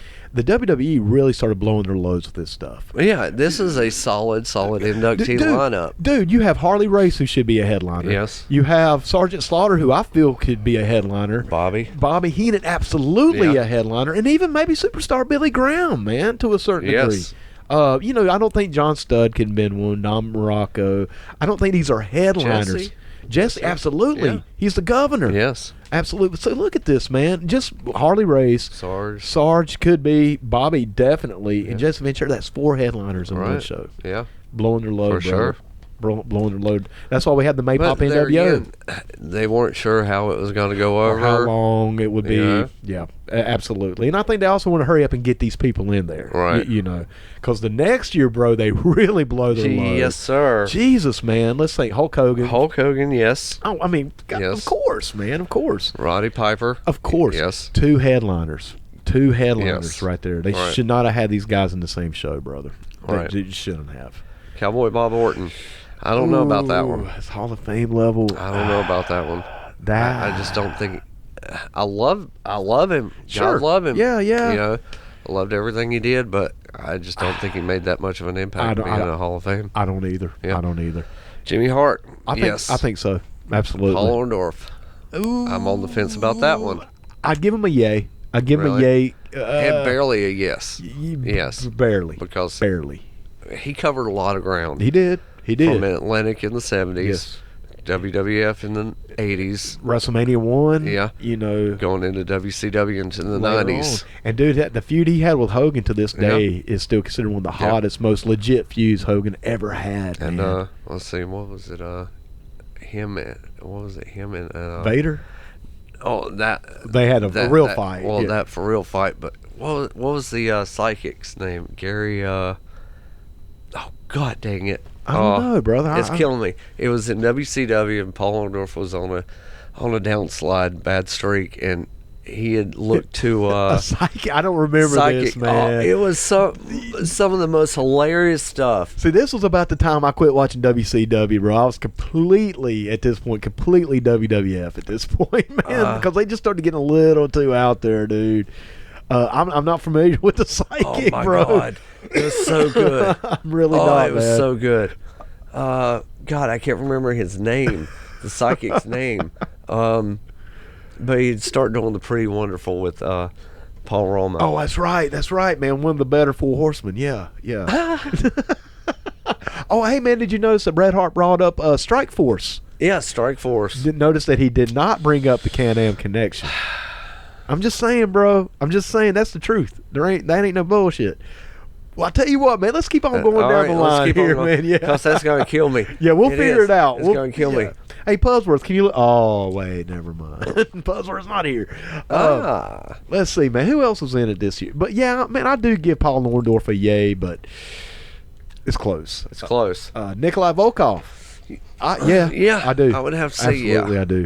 It definitely made a huge impact in that 80s absolutely. era. Iron Sheik. Without question. Yes. Without a question, man. Yeah. So let's go up to the class of 2006, man. Bret Hitman Hart. Absolutely. Yes. Absolutely. Eddie Guerrero. Without question. Yes. Mean Gene Okerlund. Without question, yes. man. Sensational Thierry Martel. Absolutely. Yes. Absolutely. Vern Gagne. Absolutely. Yes. Yeah. Tony Atlas. Absolutely. Okay. Well, you on the fence with it, bro? I'm on the fence about that one. Yay or nay, though, if you had to. Thumbs up, thumbs down. I'm gonna put a nay on it. Really? Yeah. Really? I Yeah. give it to him, man. I mean, Mr. USA, Tony, I do, I man. don't think he was there long enough to make that impact. Really? No. I give it to him, man, but No. it's a barely. It is Right. a barely. The Yeah. Blackjacks. With, Blackjack Mulligan, Blackjack Lanza. 100%, Yes. dude. 100%. William Refrigerator Perry. It's a celebrity. No. Let's just go ahead and say No. across the board with the celebrity. We'll name the celebrity, definitely. Yeah, just to there may say. be one that did have an impact. Okay, maybe. Yeah. Okay. I'm not seeing it, but maybe. Class of 2007. American Dream Dusty Come Rhodes. on, man. Yeah. Come on. 1,000 times. 1,000,000 times. Yeah, man. Mr. Perfect, Kurt Hennig. Yeah. Yes. Absolutely. Jerry the King Lawler. 100%, Yes. man. Nick Bockwinkel. Yes. Yes. Mr. Fuji. Absolutely. Yes. The original Sheik. 100%. Yes. Jim Ross. Of course. Yes. Man. The Wild Samoans, Alpha and Sika. Yeah. Yes. Yeah, absolutely. Okay. That was a Yeah. solid, man. That was solid Boom. across the board. Yeah. 2008. Oh, or as I like to call it, the year of the Rock. All right. Anyway, we'll get to why. Yeah. Nature Boy Ric Flair. 1,000 times yes. I'm a little on the fence. with Million that one, times man. yes. Of course, man. Yeah. Of course. Let's see. High Chief Peter Maivia. Yes. Not for me, bro. Really? I just didn't know him, I man. think he had that impact. Really? Yeah. I mean, I know you're more of an historian than I am, but for me personally, Right. I got to go with a no. Okay. I'm like Randy Jackson from American Idol. It's a no for me, dog. Right. Soul Man, Rocky Johnson. I do. Well, see, I'm flipped on that. Really? Yes. Yeah. I'm going to say I don't think he had that much of an impact. I at that do, era. brother. I think him and Tony Atlas, and I hate to say it, man, but I think a lot of it did have to be with being black performers in that time, man, because they were really over, and man, Sure. Just I think the tag team was over, definitely. I just don't think it was the longevity of it. I think they did, man, because it was so hard. You know, I mean, we talk about it, and I know we're not trying to be the whole Yeah, I think social that justice had a lot thing, to do but with Tony Atlas and his yeah. attitude. Now, they said he sucked in the back, man. They said his attitude sucked. Yeah. I always heard Rocky Johnson was pretty cool, Yeah, pretty pretty laid cool. back. You Yeah. know, I give it to Singly, him. Johnson, I didn't- No, not as a single. No. But does that tag team in? Because they won the belts and everything. Yeah, man, I give it to him, brother. I do. historically, okay, Yeah, but yeah. yeah. Well, but yeah, historically speaking, overall, I still do, man. I think that they were, both of those guys were probably pretty essential as far as helping other black wrestlers Right, get in right. and inspiring. But yeah, man, I gotta give it to him. Okay. Brother. Yeah, Mae Young, I think so. I don't. You don't think so? No. Well, see, dude, I actually go back to more of her attitude era work. Really? Yeah. Okay. And I think given her age and her legacy and what she was willing to do, I mean, dude, she was taking, freaking yeah. power bombs from the Oh, Dudleys. yeah, Yeah, for man, sure. I give it to her, brother. Okay. I do. All yeah. right. Eddie Graham, 100%. Yes. 100%. Gordon Soley, 158 Yes. million %. Yes. the Briscoe brothers, Absolutely. Jack and Gerald, absolutely. Absolutely. Yeah. Yes. All right, man. So we're going to a decade ago. Yeah. 10 years. Damn, dude, can you believe this Wow. has been 10 years? Yeah. All right, 2009, All right. Stone Cold Steve Austin. 100%, Yes. man. Of course. Ricky Dragon Steamboat. 100%, Yes. man. Cowboy Bill Watts. Yes. Yes. Oh, God, yes. Howard Finkel. 100%, man. Okay. The voice of the WWE, The voice man. of that WWF. From that era. Yeah. Coco Beware. Not so much. Nah, man. No. Just No. no. Yeah. No, I just no. The Funks, Terry and Dory. Yes, I but think they should have been separated. that's what I was about to say. Terry needs to be in there by himself, man. Yeah. Dory as well, but Yeah. Terry more so for me. Which and speaking of brothers, it kind of A group. becomes a group, the Von Erichs. Yeah. Which unfortunately you couldn't do every one. I mean, just Kevin. unfortunately. Just Yeah. Kevin. Yeah. At that, and I remember that show. It was just Kevin. It's like Yeah. Jesus, I man. know. But yeah, I think that yielded. No, that was later on. I'll come back to that. But yeah, that was a great. I think this was a solid Oh, absolutely, induction man. for everybody. The only one that I have any issue with is maybe Coco. Yeah. But Coco was good, man. I mean, Coco Coco was great. he was the shit. I just don't know if he's Hall of Fame. Yeah. And we're going to see as we keep going here, Mike, how Right. some of that starts getting more and more Right. prominent. Yeah. With some of these. In fact, In fact, here we go. Here we go. All right. 2010, $1 Million Man Ted DiBiase. That's the headliner. Yes. You know, brother, he deserves there. Yes. But I don't know if he deserved to be the headliner. Really? Yeah, man. I mean, I don't know if I can put the $1 Million Man up there with like the Hulk Hogan's, the Roddy Pipers. I love the $1 Million. I don't get it twisted, brother. I got you. But as we starting to see, I think they started running out of shit. Okay. Because they put everybody in 10 years earlier, or 5 or years earlier. Yeah. Well, we can't do Roddy Piper. We are putting him and Hogan in on the same show. Okay. You know, yeah, man, it started blowing their load. Antonio Inoki. I do think he should be in there. Absolutely. Wendy Richter. No. I think she had a one spot, one deal. She was a flash in the pan. Yeah. Just because she made the cartoon doesn't necessarily. I mean, seriously, doesn't necessarily mean that. All right. I'm with you, brother. I gotta give her an A. I do. Especially if you lose your title to the Black Widow. That's what I'm saying, bro. I mean, might as well be the executioner. Anyway, who's also in the Hall of Fame now. Yeah, exactly. Mad Dog Vachon. I think so. Yes. I think so. He had that gimmick. Yeah. Gorgeous George. Gorgeous George, absolutely. 100%. But why is Gorgeous George not a legacy, though? You know, right. Exactly. But now that I don't think they didn't do the legacy. The concept was not there yet. Right. All right. Stu Hart, of course. Yes, of course. Bob Uecker. No. Maybe, no. bro. Really, nope. man? Really? I really... Nope. I like Bob Uecker. It was entertaining. If Bob Uecker could have stayed on as a full-time WWE employee, I would have had no problem with putting him in the Hall of Fame. But his one-shots with WrestleMania... he should have been a full-time employee. But he was hilarious. He was. It was great. And he had some historic moments. You know, with Andre, the choke, man, that's iconic. Yeah. I don't think I could put him in, though, brother. I'm on the fence, but... I gotta say no, brother. Nope. I gotta say no. Yep. 2011. Shawn Michaels. Yes. Of course, man. Hacksaw Jim Duggan. I think so. Yes. 100%, man. Bullet Bob Armstrong. Yes. I say yes. I'm gonna give him a yes. Okay. I'll give him a yes. Yeah. Sonny. Yeah. Yes. Absolutely. Abdul the Butcher. Absolutely, brother. Absolutely. Road Warriors. Without question. Absolutely. Man. Without question. Price is Right. Drew Carey. Perfect. Moving on, brother. Let's get it. You can't write that. No. Let's just go on to 2012. I mean, no, seriously, we can't write it. We can't physically write it. Man. It's out our hands. Yeah. 2012, man. Let's move forward. Edge. Yeah. Okay. But I think it might have been too soon. And I don't think he should be a headliner. Right. I really don't, man. But yeah. I can see Edge going in like now. Okay. You know what I'm saying? Right. But I always felt Edge was a little overrated at this particular time, Mike. I loved his work. He was big. God, he was big. He was big, man. Yeah. And I was a fan of him. Yeah. But I always felt it's a little overrated. I thought it was a little soon. There you go. There was not enough time removed. There you go, brother. That's it. We should have gave it a little breathing room right there, man. Yeah, for sure. Agreed. But does he belong in there, in my opinion? Yes. I think so. Yes. Yep. Mil Mascaris. Absolutely, man. Yes. Absolutely. Yokozuna. Absolutely. I was skipping. Ron Simmons. 100%. Yes. 100%, man. The Four Horsemen. Well, without question. Now, but without Ole. So, in other words, it counts. So, it's the good version. This I cannot agree with anymore. I mean, dude, yes. Well, see, they probably couldn't get Ole out of the home to come, you know, which they couldn't get him out of the home back in the day either. Or somebody was scared of being slapped. No, just the nurses, man, in the nursing home, you know. No. The real version of the Four Horsemen. Really? I've seen him at conventions. Who, Ole? Yeah. He didn't see you, man, because he's so old he can't see you, man. Well, I saw him. There's pictures of him at conventions around this time with the Horsemen. Well, that's with all of them. Well, that's because some Mark probably did it, man. He can get out. Anyway, but the WWE at this time, 2012, the WWE on the other hand said, fuck some Ole Anderson. Because Ole said, fuck you, Vince. No. Yes.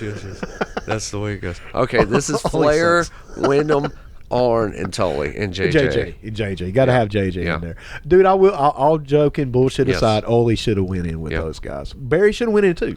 Barry should have went in. Yes. 100%. Luger. I think Luger was a part of that group. He should. I disagree. I still say that was his biggest point in his career. He should have won in the Horsemen, really. I disagree with that whole statement, bro. We'll get to Luger a little bit later. Okay. We'll get to Luger a little bit later. Mike Tyson. But let me ask you, Mike, before we get there, is there any other Horseman you think should have went in? I know Benoit is out of the question. Right. We know that. I think he could have been a case for it. You know, if everything did not happen. I think before that, probably not. Probably not. No. Right. More classic era. Yeah. Yeah. You know, no Sid. No Sting. No Sting. Paul Roma. No Paul Roma. Absolutely no Paul Roma. You know. But Ole should have been included, Yes. man. He should have. Even if he didn't want to do it. I still say Lex should have been included. Yeah, we'll have to disagree on that one. But I see what you're saying. Okay. And he was essential in that very beginning. He was, man. But I just That 87 year. he felt kind of like a passer through for me. Right. Barry felt more solidified. Right. You know. But I get it, man. I get where you're going with it. Okay. I tend to disagree with you on that though, slightly. Yeah. All right. Mike Tyson. As a celebrity, this is one, man. I'm a little bit on the fence. I am too. Because this was big shit, I am bro. too. But he only really had that one. But god darn, brother, it was huge. It was. It was the birth I of Stone hate it. Cold, man. Yeah, it's a tough one. I'm gonna say yes. I'm gonna go with yes, just for the impact of what he had with that angle, brother. I mean, I think that, and it being Mike Tyson. I mean, it's Mike Tyson, bro. You know. Yeah, it definitely should be in the boxing Hall of Fame, but without wrestling Hall of question. Fame. I just think it was just a flash.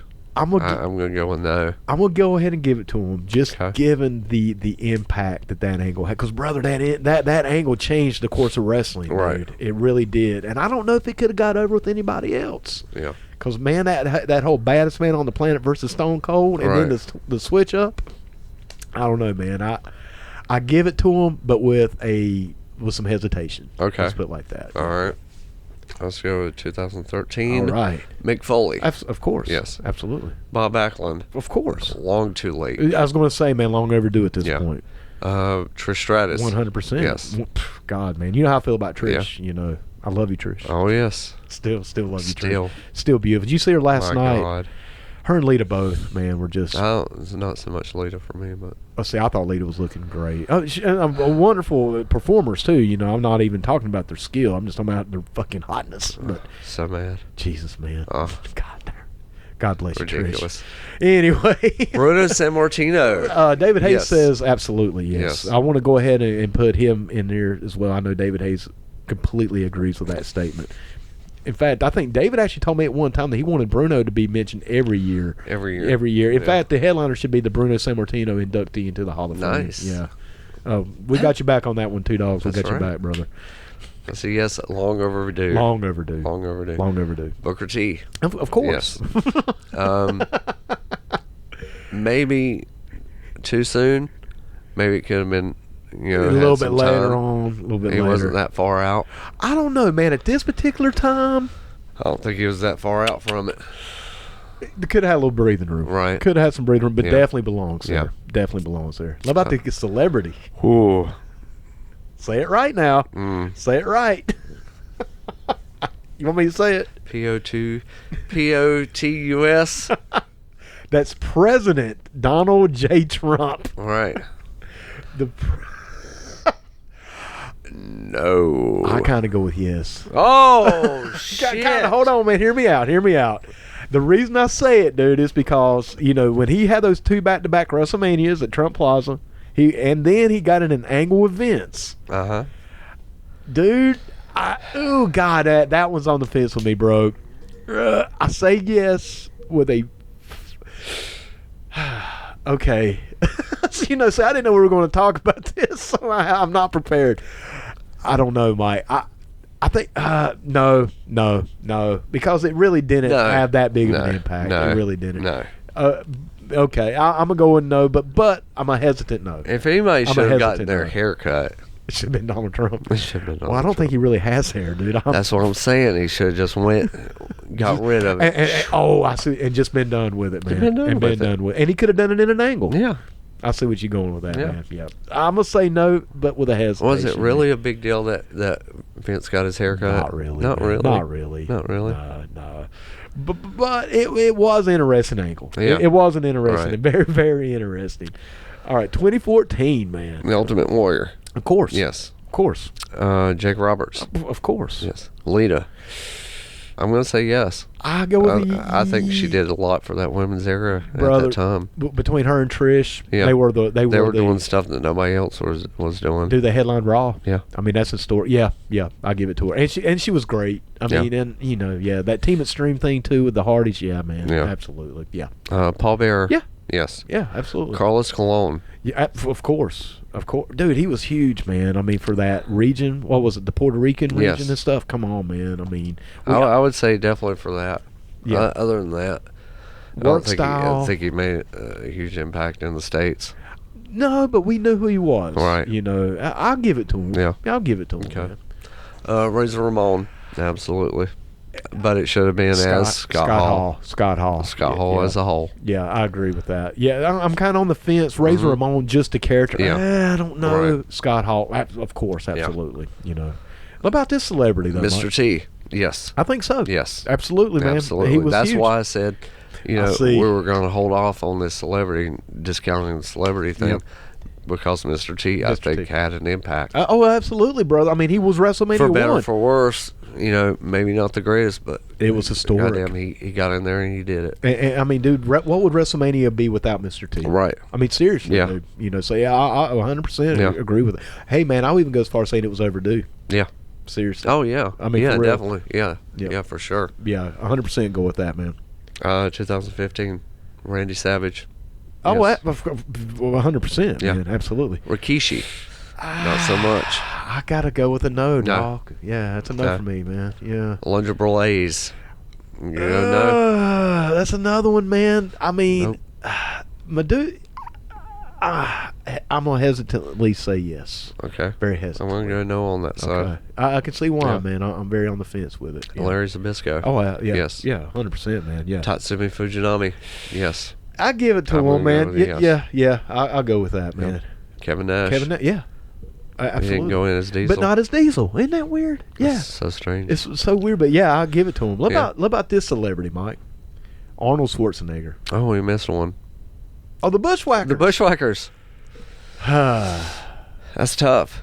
That is, isn't it? That's tough. Because, man, they were so over in WWE. They reinvented themselves so much in WWE. They went from like one of the biggest heel groups on the territories to the comedy of the WWF and did it well. Yeah. That was the thing, Mike. They did it exceptionally well. I have to go with a yes. I'm going with a yes. Okay. And not even a hesitant yes, but not a strong yes, but but yes, absolutely. Celebrity Arnold Schwarzenegger. No. No. Not at all, man. No. This is where we start seeing the Warrior Award for Connor the Crusher. I can't say his last name. Yeah, but you're right. But yeah, yeah. Absolutely. I mean, if absolutely. He got in the ring and pinned Triple H. That's right. It's not an easy thing to do. No, it's not. It's not. Yeah. And the whole Warrior Award it's thing. It's not easy to get over on Triple H. No. Exactly. Well, like the guy said in the from the wrestling update from This Is a Work. You know, he's the only one that got better after being fucked by my man. Exactly. Perfect. Dude. That shit's so great. I know. But nah, man. As far as what the Warrior Award is, yes. Absolutely, man. Yeah, absolutely. All right, man. Let's go into 2016 here. Sting. Sure. Yes. Of course, man. The Godfather. I think the guy who I think Charles Wright should have won it. Okay. As Papa Shango, the Godfather. Yes. Yeah. Kama Mustafa. The Ultimate Fighting Machine. I don't think the Godfather character per se, but I think Charles Wright. Sure, absolutely, man. Yeah. Just from Papa Shango. Hell, I think Papa Shango should have won it before the Godfather. Oh yeah, for to sure. be honest with you. Yeah. Big Boss Man. Once Ray again, Traylor. Ray Traylor. Yep, he deserves it. Yep, absolutely, 100%. Jacqueline. I think so. Really? I think so, man, because she was pretty hot, brother. I mean, she was, That deal with the Kevin Sullivan. that was good stuff, man. And she's been around for years, dude. I mean, she's a vet. Yeah. But then again, dude, I don't know. Can we really say that Jackie belongs in there and Alundra Blaze doesn't? You know? I got to give. I'm on the fence with this. I'm going to have to put a no on it. I'm going to give it the same as I gave Alundra Blaze or Medusa Maselli, whoever you want.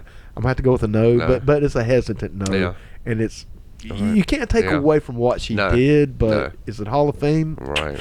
No. I don't know. Stan Hansen. Yes. Dude, come on, man. Not even a question, bro. Yeah. Not even a question. The Freebirds, every one of them. Every single, including Jimmy Garvin. Yes. Including Garvin. You know, Terry Gordy, Buddy Roberts, P.S. Hayes, of course. Yes, Right. absolutely. What about the celebrity in this one, bro? Snoop Dogg. No. What? No. I mean, I'm saying, what was he even in that motherfucker? No, man. No. No. No. No. The Warrior Award. Yes. Joanne London. I don't remember what she was did. she actually hosted WrestleMania 2, Okay.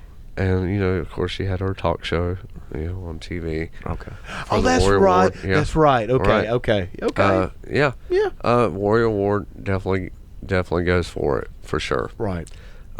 Here's where we start seeing the legacy stuff. Mildred Burke, huge Yeah. women's, Absolutely, man. did Yep. tremendous stuff. Pin-up girl. Yes. She did all that, man. Yes. Everybody knows Mildred Burke. Yes. Yep. Absolutely. Frank Gotch. Should have had once again, man, a lot of this shit should have been done separately. They should have had the full routine. Right. And not the 30-second. But again, it's that golden era. It is a Hell, golden I mean, this is Frank Gotch and George Hackenschmidt. I mean, this is like from the 1910s, man. Maybe even 18. I'm telling you, this is even before golden era. Yeah. This is the dark ages. This is before TV. Yeah. I mean, seriously, man. Yeah. I mean, obviously they belong in there. Frank Yes. Gotch, Stringer Lewis, absolutely. Pat O'Connor, Lou Thez. Thez, But I think Sailor Art Thomas. every one of these could have had, especially in my opinion, Lou Thez. Yes. Because Lou Thez was sort of that crossover All right. from that classic Right. black and white era into the 80s, man, because people still knew who Lou Thez was. Hell, Steve Austin did the Lou Thez press. Right. In the Attitude. Yeah. I think Lou Thez deserved more. Okay. Than just that. All right. Just like I think most of the only one man that I wouldn't say should have been there is maybe Sailor Art Thomas. I don't know. But he was big. Yeah. I mean, he was huge. Exactly. Man. But I think this legacy stuff, man, they should I give think it more. is for golden era Oh, it's a perfect lineup, Yeah. man. But I think they deserve more. I think they should all be before. Yeah. inducted, properly. Yes. Properly. Yeah. That's what I'm trying to say. I'm sure families would like that. That's what I'm saying, man. I mean, Gorgeous George got a proper induction. Yeah. Watching Lou Thez. Exactly. Watching Wahoo McDaniel. Right. Watching Bruiser Brody. I know. Luna Vachon. Okay, Yeah. man. Yep. All right, man. Let's move into 2017. 2017. Kurt Angle. Of course, Yes. man. Absolutely. Teddy Long. I think so, man. I think so, dude. He was man. He was started out as the referee. He did the big swerve with the Road Warriors, and then he went on into SmackDown and became a huge character. Yeah, Player. man. I put Teddy Long All in right. there, man. Okay. What do you say? Yeah. You put him in there? Okay. Yeah, I put him in there, dude. Diamond Dallas Page. I'm gonna go with a yes on that one. I'm gonna give him a hesitant Just because he worked so hard to get where he did. was. And dude, that was some hot shit in WCW. But about everything was. DDP did in WCW in that war era was pretty fucking hot. Man. Yes.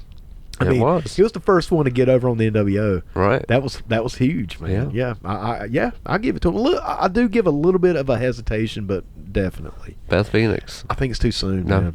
Too soon. Especially her coming back Yeah, tonight. that's what I'm saying, man. Yeah. I don't think you should be in the Hall of Fame if you're going to still be active. He done. Yeah, man. He done. I mean, that's your retirement, dude. Yeah. That's your gold Exactly. watch. Rick Rude. Of Absolutely. 100%, man. Rock and Roll Express. Absolutely, man. 100%. Warrior Award goes to Eric LeGrand. I can't remember why. I don't see. know what he did. Oh yeah, the football player.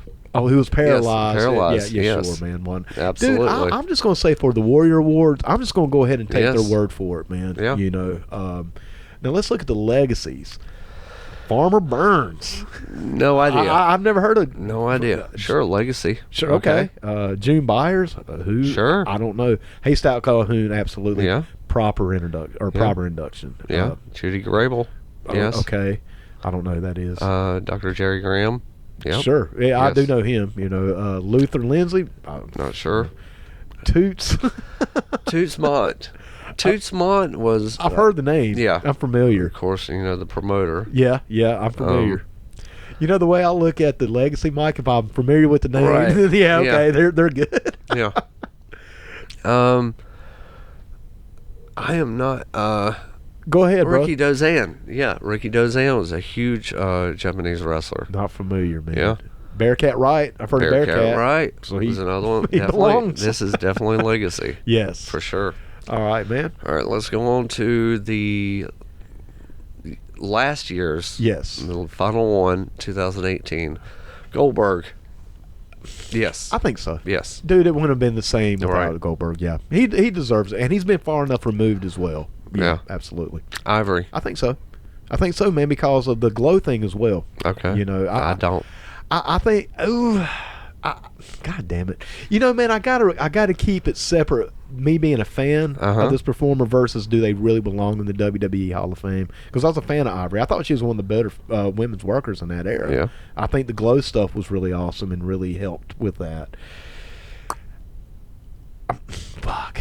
I think I'm gonna change my mind, bro. I think I'm gonna flip on it. I think You're flipping. I think I'm gonna flip, man. I'm gonna say no with some hesitation, with a lot of appreciation. Right. But I'm gonna say no. Yeah. I'm gonna say no. Okay. Jeff Jarrett. No. No. That's a hard no. That's a hard no. That's a hard no. I'd rather man. see Jerry Jarrett in there. Oh yeah. Yes. Absolutely. Hillbilly Jim. Yeah. Yeah. Yeah. I think so, man. Okay. Yeah. Mark Henry. I would say yes because, gosh, I'll give him a hesitant. He's the world's strongest man, dude. And he works so hard on everything. I mean, he was essential with that Nation of Domination. Yeah. Man. Like I said, anybody that's the world's strongest man. He was a great character. He was such a great character and did great promos. And brother, when he was coming up during that, like I guess, ruthless aggression type era and stuff like that. Oh yeah, man. Yeah, that was a big turn. Fuck yeah, man. I absolutely, man. Yeah. Yes, 100%. Dudley Boys. Yes. Yeah, dude. I mean, they were the tag team of the 90s. They were to the 90s what the Road Warriors were to the 80s. Yeah. Without a fucking doubt, man. A Warrior Ward, definitely J.J. Robinson. Right. Yeah. Right. A little kid. Yeah. He's fantastic. Absolutely. What about the celebrity? Kid Rock. No. No, not even close, Nope. man. Not even close. Nope. Let's take a look at these legacies. Okay. Stan Stasiak. Yeah. Stan the Man Stasiak. Yeah, I know him. I've heard the name. So yeah, he goes. Okay. Lord Alfred Hayes. Lord Alfred Hayes. Proper he should have got a proper one. Dara Singh. I have no idea. Cora Combs. No idea. care. I should. El Santo. Yeah. Absolutely. Yeah, absolutely. I know him. Jim Landos? Landos.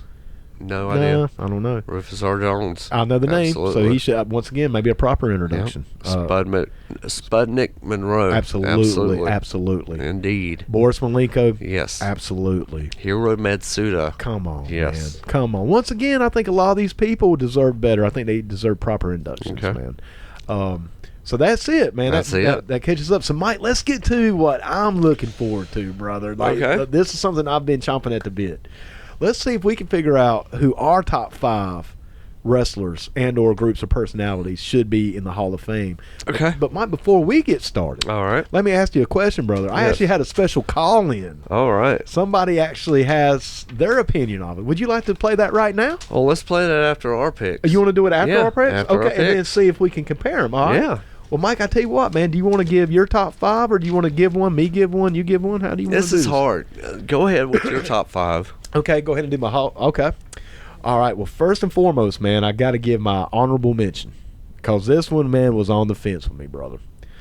My honorable mention for my 5th spot, he didn't make it, but god darn, he was close, Mike. And that's the man we were talking about a little earlier, and that's Lex Luger. He was really close to my top 5, bro. Okay. Very, very close, man. Of course, what he did with the Horseman, but even before that, you know, Mike, here's the thing about Lex Luger and me personally. I think I've told this story before.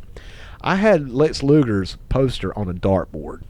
That's how much I hated Lex Luger. When I swear to God, man, which is tripping me out that I'm putting him over so much now because I hated him so much then. Right. But that was the point. There was no other wrestler that I ever put a picture of on a dartboard than Lex Luger, because that's how bad I hated him. Wow. Man. I wouldn't even put one of Nikita up because I was afraid Nikita would find out and come beat me up. So I left Nikita alone. But Lex Luger, I hated Lex Luger, man. Yeah. I threw darts at him, man. I aimed for his dick. You know what I'm saying? Like, take that, you motherfucker. But, dude, you can't take away from all he did, man. A lot of people like to give him shit with his work rate, this and that. But, man, he could work if he was given the right person to work with. Yeah, there's no doubt. He was just I love Luger to this day, man. I think he deserves to be in there, and he is my honorable mention. Okay. Number 5, Paul Jones.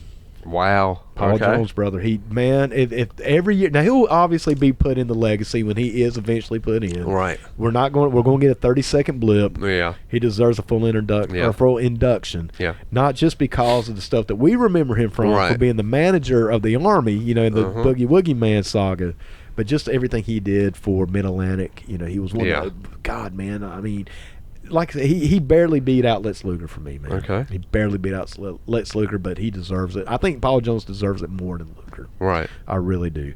All right, man. Next, Midnight Express, bro. Yeah. And when I say the Midnights, I mean Bobby, Dennis, Stan, and Bubba, and of course Cornette. Yes. Man. Of course Cornette. Right. Let's see, man. Who else do I have? So I got Paul Jones. I got the Midnight Express. Holy shit, man! I can't. I should have wrote it down. All right, Bam Bam Bigelow. Bam Bigelow, dude. I knew this was going to be one of yours. Yes, but you were high on getting Bam Bam in there. He deserves it, man. He deserves to be in there, brother. Every year that goes by, every time they induct fucking Brutus Beefcake and shit like that, I just literally see Vince McMahon shitting on Bam Bam's grave, dude. I literally see him pissing over it and like, fuck you, Bam Bam. He deserves it, man. Yeah. My number 2 choice might be a little controversial, bro. Okay. But I think that this man deserves it almost more than anybody else. In fact, I'm going to give you a little spoiler alert to who my top pick is. I think this man is the single person, because my top's going to be a group. Let me just put it. Bill Apter. Wow. 100%, brother. What would wrestling be without Bill Apter?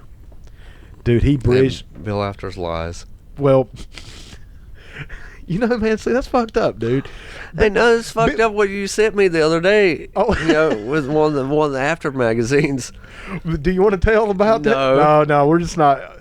Bill Apter, no, at first he didn't lie. He worked. It's a difference, man. Okay. Dude, I think Bill Apter deserves it, man. I'm strong. Right. Him, Bam Bam and Bill, I'm strongly proponents of those guys. Because, dude, Bill Apter was the guy.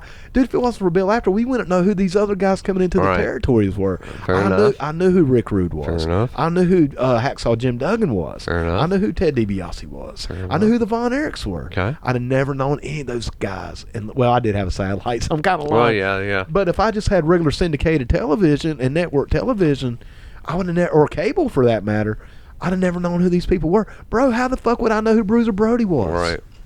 I mean, Stan Hansen. I didn't know who these people were. AWA, I had no idea what was going on in the AWA. Right. I did because of Bill Apter, brother. Yeah. And my top pick is the NWO, man. Hogan, Hall, and Nash. I mean, goddamn, how many picks did you get? Like 10? No, I only did 5. I had an honorable mention. Okay. So 6 in all. All right. And a group. The NWO is a group. Okay. That original 3. Dude, how that Maypop bullshit of DX gets in before NWO is mind-boggling to me, bro. It's straight up mind-boggling. Because it's a Vince creation. That's it. And that's exactly it. Right. But that's my top 5, bro. Okay. That's my top. With an honorable mention. With an honorable mention. Man. Okay. I'm going to go honorable mention first. Okay. Jay Youngblood. Okay. Hey, good. For sure. Okay. More than likely in the legacy. Absolutely. But yeah, definitely. Next, One Man Gang. Yeah, man.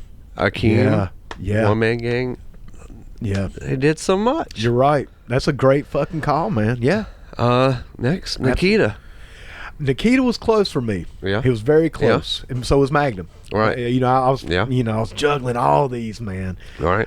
Yeah, I'll give you that, man. Okay. To me, Nikita didn't make mine just because, I mean, really, dude, it kind of came down between Luger, Nikita, Magnum, right, and Jones for me. Okay. Because my top 4 was pretty, the Midnights, right, after NWO, and Paul Jones, Okay. No, Bam Bam. I'm sorry, Bam. Yeah. Those are pretty solidified, man. Yeah. But Nikita was in that, like, oh, shit. It just wasn't the longevity. Okay. But it was hot, bro. Yeah. Oh, for sure. For sure, man. Yeah. I respect that choice, man. Totally. Dr. Death, Steve Williams. That's another great choice, man. Yeah. Yeah. You know what? That didn't even hit my radar. All right. That's a good one, bro. That's a real good one. You can't say Paul Jones without saying Jimmy Boogie Woogie Man Valiant. Well, now, technically, he's in. Is he? The Valiant Brothers. As the Valiant Brothers. As the Valiant Brothers. Yeah. Singles. You know what I'm saying. Yeah, I do. I get it, man, and I hear you. Yeah. I didn't include him because he's already technically in there, but the Boogie Woogie Man is not. I get you, bro. Yeah. But even then, bro, I know. And you know how much I love him. Yep. I had to put Paul Jones a little over it. Okay. Because of what Paul Jones did, especially for Mid-Atlantic. Right. But yeah, dude, those are some great choices, man. And the group, Midnight Express. Absolutely, man. Top. Now, who? When you say Midnights? Oh, every one of them. Jim, Bubba, Bobby, Stan, Dennis. The five going in. Well, Mike, let's play a clip now, brother. All right. Do you have it pulled up on the? Oh yeah, yeah. Let's pull. Because what we want to do, man. To live react to this. Yeah, because you haven't heard this. I have. Yeah. And what we're going to do is we're going to play a clip now from the owner-operator of the Millennium Wrestling Federation, a good friend of ours, man. Consider this guy to be one of my best friends. Man, we've known this guy for years. It's the Outlaw Keith Matthews. The Outlaw's been very fucking Oh, hold on, man. Let me turn it up. We're trying something new today too, people. This is actually a brand new technique we're going to do. Because usually I would put this in after the show. We'd listen to it, then I would superimpose it into the show. Mm-hmm. But we're actually going to do this live. Okay. So because Mike, I want to get your take on this stuff, man, and make sure we got everything plugged in. Yeah, we're good. So let's try hit play on that, brother, and see if it'll work. All right. Hey, Puds. I'm the go. Outlaw Keith Matthews from the Millennium Wrestling Federation, and I'm here to give you my 5 picks for the Hall of Fame. All right. I'm going to start with number 5, under great duress, because I have Mikado standing behind me, and he has told me that he would give me the Brack Miss if I didn't say this name. So I'm going to hurry up and say this, the Great Muda, number 5. He said Brack. We're done with that. All right, now maybe he'll leave me alone. Muda. Now I'm going to go on to number 4. Good call. I'm going to say the legendary Bruiser Brody. Number 3. Bet he went in late. Bam Bigelow. There you go. Number 2, I'm going to go with the tag team because it might be one of the greatest tag teams of all time. I'm going to say you have to even induct the manager along with them, and that's Jim Cornette and the Midnight Express. All right. And I'm going to have to say the version of Loverboy Dennis Condrey and beautiful Bobby Eaton. Sorry, Mikey, I know that you're yelling Stan right at me right now, but Dennis was better. Number 1, last but not least, Big Van Vader. One of the greatest working big men of all time, in my opinion. Should have already been there. All right, and I guess that'll conclude it. And all I'm going to say is, sorry, Mikey, there's no Dix in this, no Joey Ryan, no Paul Roma. And Jason, sorry, no Lasertron. What? And I'll just close this with, I'm the Outlaw Keith Matthews, and I approve this message. Hey, whoa, okay, I'm sorry, I'll do it. Let me change my pick. Number one, Great Motor. Great Motor. I'm sorry. All right, first off, he was wrong in 2 things. He's wrong in a couple things, man. Wrong on a couple things. Okay. There was a dick in that. His name was Keith Matthews. I thought it was Paul Roma. And second, I never argued the fact that I liked Dennis right. better than Stan. I like Stan better. Exactly. I always like Stan. I think you got that mixed up because I was a bigger fan of Dennis. See, I always thought Stan was the better. I always loved Dennis more. But man, one thing we gotta get on the Outlaw about though, man, is all 5 of those guys deserve to be in there. And that includes absolutely. Bubba. That includes Bubba. Absolutely. And Jim, obviously Jim. Yeah. But all 3 of those guys deserve it, man, because they both of those. Stan was great. Oh yeah, Stan man, was absolutely wonderful. And that's what I was about to say, man. Is both iterations of the team were great, man, and they both did great things, and they both did historic things. So and man, let's talk about some of the other picks that he come. For one, let's talk about Bruiser Brody. I would even put Randy Rose in there. Now that's where me and you take a hard. I like Randy Rose. No, man. I like Randy Rose. You might as well put Paul Heyman in then with him. Well, okay. See, no. All right. Anyway, yeah. That's a whole show. Silly. Yeah, man, we're starting to get there. But man, let's talk about some of these other great Muda. Yeah. Absolutely, dude. That's a great call, man. I would say Kabuki as well. Yeah. Yes. I think he made an impact on there. Agreed. Even talking about those two. You got to bring up Gary Hart. You do, man. Another glaring omission from the Hall of Fame, man. Absolutely. One of the greatest managers of all time. Yes. But, the Great Muda, to me, I would probably put him in before anyone else, or before Kabuki. Just because, for me personally, that's who I came up on. Muda was one of those legit guys that kind of scared me a little bit. Yeah. He had that unusualness, man, that exotic type, being, Japanese and the face paint and the mist, all that, man, was just something else. But, man, the Outlaw brought up Bruiser Brody. And we've already bitched about Bruiser Brody not getting a proper induction. And so I can't get on the Outlaw for putting him in that list, man, because nobody knew he was going in. And that's a freaking shame, man. Yeah. So I just want to reiterate how Bruiser Brody got, in my opinion, man, just got totally dissed this year. You know, Outlaw, you're right, brother. He should be in there. He is in there technically, but he should have got the proper induction that he deserves. Exactly. For sure, man. And dude, you gotta bring up who else did he bring up, man? I know he ended it with Van Vader. Big Van Vader. Big Van Vader. Yeah. That's another one, man. Yeah. We need to, absolutely. In fact, man, we should have. 3 big men that we talked about. It's like Vader, Bam Bam, One Man Gang. Yeah. Dr. Death, even that you brought up. I put him in that too, man. He might have not been maybe as physically big, but he was a hoss, man. He was a strong guy, man. He was a big guy. Well, Mike, brother. Well, I think what we should do right now, since it is WrestleMania weekend, do our predictions. Predictions. Let's go to a break, and let's do the predictions after the break. We already did a break, brother. We'll do a commercial break. You want to come back with the predictions? Okay. Because it's a long card. Yeah, it is, man. And we can go a little long since it's WrestleMania. It is WrestleMania weekend. It's WrestleMania weekend. Well, dude, I hadn't planned on playing a song because of the this will work. Let's put a song in, man. We can or a commercial, whatever you want to do on that one. Let's do the Game Swap commercial. We haven't played that on here. Okay. Let's do that. Well, word from our sponsors. Absolutely. We'll be right back. What's up, Puds? This is Jason from the PUDcast with Jason and Mike, and I'm here to invite you to check out the premier video game store in the greater Charlotte area. GameSwap, located at 112 Northeast Court Square in beautiful downtown Lincoln in the great state of North Carolina. Whether you're looking to buy, sell, or trade classic consoles and games like Nintendo, Atari, and Sega, or modern systems like Xbox One and PS4, GameSwap has you covered. And GameSwap is much more than just a video game store. T-shirts, comics, records, toys, collectibles, and much, much more all here. And don't forget to like them on Facebook. And hey, while you're at it, check out the PUDcast with Jason and Mike with a brand new episode dropping every Sunday.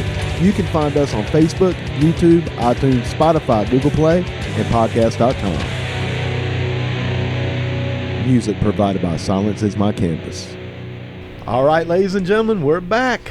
Once again, that was a word from our sponsors at GameSwap. Once again, man, I want to give a special shout out to Chad Hauser, a good friend of mine from high school, man, still a good friend of mine to this day, who did the music for that. Silence Is My Canvas is the name of his project.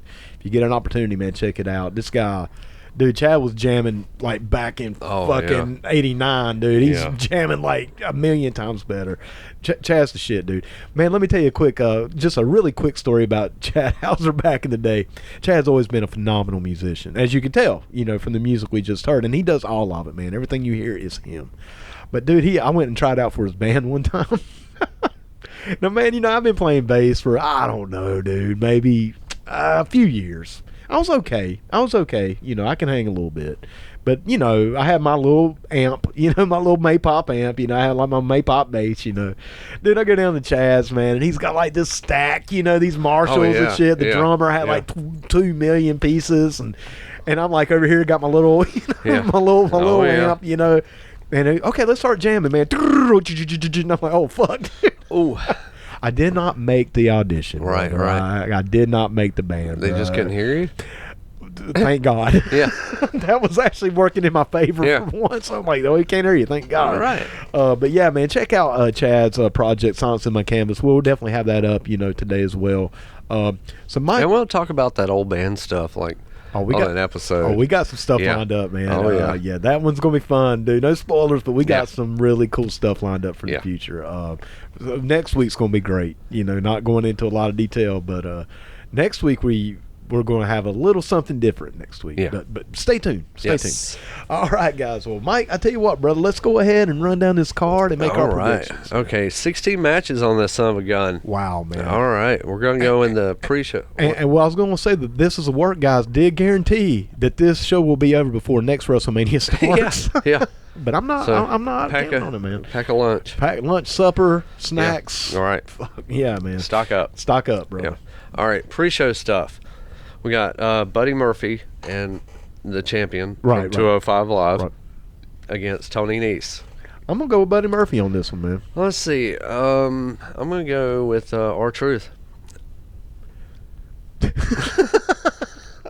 I think you'll just wander in there and win. Yeah, and win. Okay. No, seriously, Buddy Murphy. Buddy Murphy for sure. Right, yeah, right. Buddy Murphy. Buddy Murphy.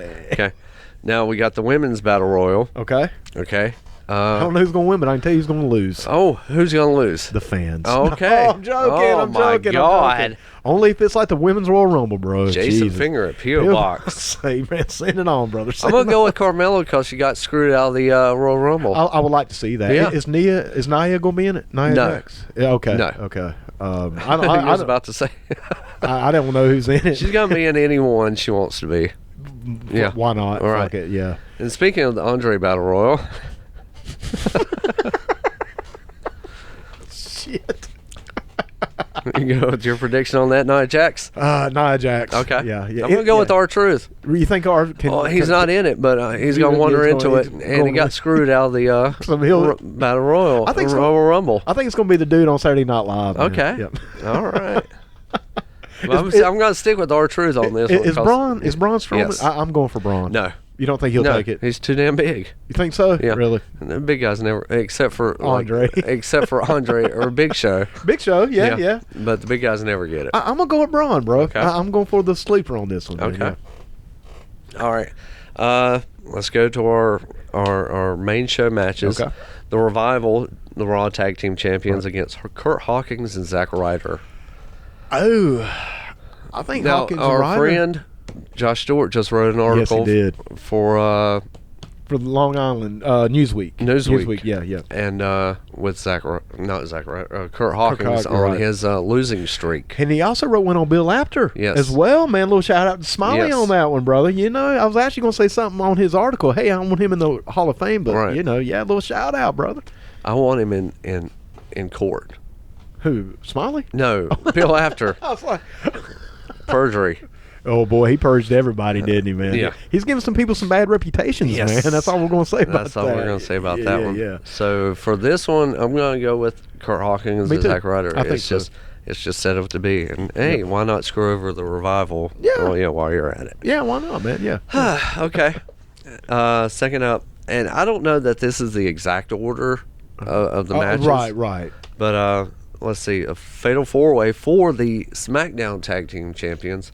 The champions, the Usos, against Ricochet and Aleister Black, and the Bar, Right. which is Cesaro and Sheamus, Right. and Nakamura and Rusev. Man, I'm going for. Well, I know I'm pulling for Ricochet and Black. Right. And I think they may take it, man. Okay. I think they may. I don't obviously, you know. Okay. I think, honestly, Nakamura and Rusev will take You the think tag so? titles. So I could see Yeah. that as well. Man, Yeah. I could see that as well. I'm going for Aleister Black and Ricochet, but yeah. I can see Okay. that, yeah. Let's see, the women's tag team titles in another fatal four-way. Right. Champions Bayley and Sasha against Beth Phoenix and Natalya versus the Iconics versus Nia Jax and Tamina. I think Nia and Tamina might Absolutely. take it. Man. Yeah, that's. I think yeah. it's time for them to go ahead and claim it. What do you think about the Iconics? I don't like You them don't at like all. them, do you? I Really? do not like them at all. I do. They get on my nerves so bad. It's so much heel. I think it's just that throwback to that Divas era You think that I so? just hated so much. I didn't like the Divas either, but I like the Iconics, man. They kind of have that mean girl type thing. I like them, but I like the Riot Squad a lot better. I like the Right Squad. I love the Riot Squad. But I dig the and They get shit on so much. They do, brother, hardcore. But Yeah. I know. But I do think Nia and or not, excuse me, Nia and Tamina will take it. Yeah, and they should. Yeah, I think I they believe should, so. Falls Count Anywhere match: The Miz versus Shane McMahon. Oh well, now I'm going to be taking a piss during this match. Okay. So I don't know that I would, because you're going to definitely see some crazy some hot stuff. spots from Shane, Yeah. definitely. Obviously, I think the Miz is going to take the match. I don't. You don't think so? You think Shane will take I it? think this has got Shane McMahon written all I over think it. so. Yeah. I think Miz will take it, but McMahon at a WrestleMania not going over. I'm good point. gonna I don't know, brother. They're really pushing the shy away with Miz. that. I love the Miz. I think he'll get the screw job for sure. But Think it'll be a screw job finish. Yeah. I think the Miz will take it, brother. Yeah, Okay. I'm going with that. Yeah. Let's see. Another big match: Roman Reigns versus Drew McIntyre. I think Roman will take it. I think I'm going to go with Roman on this one. I think this will be a good match. I think this will actually be a really good match for Great Roman. match. Yeah. I think it'll be a great push for Roman's comeback. Yeah, I do too. U.S. title: Samoa Joe, the champion, versus Rey Mysterio Jr. Ooh, I think Samoa Joe's going to retain. Yes. You think so? Yeah, I absolutely. can see it going either way. Absolutely. But I think Samoa Joe will retain. Yeah. The IC title match: Bobby Lashley, champion, with Lio Rush versus The hype Finn man. Balor, the Demon King. I think Finn's going to take this one, bro. I think the Demon King will take it. I do too, which will be kind of... Really? I think it'll be good to get over, man. I don't know so much as the Demon King, though, because he'd have to do that all the time. If he does it as a Demon King, you have to do it all the time. I don't know, man. And if you have him win it as the Demon King, it's a crutch. I disagree, man. Okay. I think he can bring it out to pop the crowd, to Okay. take it. Yeah. I think that's what'll happen, man. Okay. Yeah. And I do think this is actually going to be a good match. I think it will. Yeah, be too. I think he's going to really. As much as I shit on Bobby Right, Lashley, right. I think he can go. I think so. Yeah. I think so. Yeah, especially given somebody like Finn Balor in there to kind of help him along. I think it's going to be a solid match. I really do. Yeah. Grudge match: AJ Styles versus Randy Orton. I think for one, this is going to be a good match. I think it will be too. I think this could end up being match of the night. To Could be be. completely honest with you, I see Randy Orton taking it. I'm seeing AJ. Real dude, have we agreed on anything except for the Naya and Tamina? Roman. And Roman. Samoa Joe. Did we on Samoa Joe? Oh, that's right, we did. Okay, yeah. Damn, man. Never mind. Keep up. Jesus, man. Yeah, for real. Write it down, motherfucker. Write it down. All right. Let's see. All right. Grudge match and final match: Kurt Angle versus Baron Trashfire Corbin. Oh, man. You know, I'm not as familiar with Baron Corbin. What little bit I've seen. I think he's a good worker, what I've seen. Man, I think it's just a little lackluster for Kurt Angle's final match. I think he'll get it. I don't think he'll get it against Corbin. I think we'll see a surprise. You think so? There'll be some kind of smudge or something in there. But Kurt will go over. I think it'll be against somebody else. Think so? Yeah. Maybe Cena even. Could be. That was kind of the rumor mill. Right. I think either way, Kurt will come out. Yeah. You know, I think they're going to let Kurt go out. Yeah. You know, in a good Exactly. fashion. Yeah. Big grudge match, career-ending match. Of course, I thought the end of the era was back in 2000 and something. Yeah. Well. Triple H versus Batista. Dude, they gotta milk it, bro. It's Triple H, man. He's gonna milk it. Dude, this is a match I don't really give a fuck about, dude. I really don't care. I don't care about Batista. I don't, or Triple H for that matter. Now, I mean, to me, it just seems like it's shoehorned in. You know, Triple H. Probably. There is no way Triple H doesn't get this match. I actually say Batista, dude. He got a match against Sting. Dude, there's no way. I can't argue that logic, brother. There's no way Batista goes over in this. My gut's saying Batista, but I can't argue with your logic. I'm going to stick with Batista, but... Okay. Yeah, but I don't give a shit, man. This is another match I'll be taking a long piss in. Okay. Or get some snacks. I'll probably actually be in bed way before this match anyway, so I'll fast forward it tomorrow when I watch the replay. Yeah. The WWE Heavyweight title. Yes. Champion Daniel Bryan going against Kofi Kingston. Bro, if Kofi doesn't take it, it's going to be bad. It's going to be a drop ball. It's going to be bad. But I could see Daniel Bryan retaining just to get the heat. But I think Kofi. I'm going with Kofi all the way. This is the WrestleMania moment. It is. This is the WrestleMania moment. A highly deserved win at that. Yes. Yeah, 100%, man. Yep. WWE Universal Championship champion Brock Lesnar goes against Seth Rollins. I think Seth is going to take it. I don't think so. You don't think so? I think Brock will hold on to it. I tell you, brother. Well, this is not Seth's WrestleMania moment. Well, this was my quote unquote spoiler type thing. I was like, if that was the main event, if that was the headliner, then I think Seth would take it. Right. I don't know if that women's match can follow Seth beating Brock Lesnar. Right. Exactly. You know what I'm saying? Yeah. You know. Yeah. So if that is the case, and if that is truly the lineup, and if that match goes on before anything other than the last match, right, than Brock. If Yeah. that is the last match, Seth. Yeah. That's what I'm going with. Okay. Yeah, I can do. Yeah. That's I what I can go totally with. see that. Because I just don't see anything, and I'm not just trying to put down the women's match here. No. I'm saying anything following Seth beating Brock Lesnar. Right. I don't see anything following that. Right. Man, you know. And the main event. Speaking of the Right. the Raw Women's title, Well, it's all on the line. all on the line. Yeah. SmackDown Women's title. Right. Everything. Winner takes all unification. Is it unification? From what they have said, it is a unification. Okay. Champion Ronda Rousey against Becky Lynch. Right. Against Charlotte Flair. Who's the SmackDown? Who's the SmackDown champion? Right. Becky Lynch, man.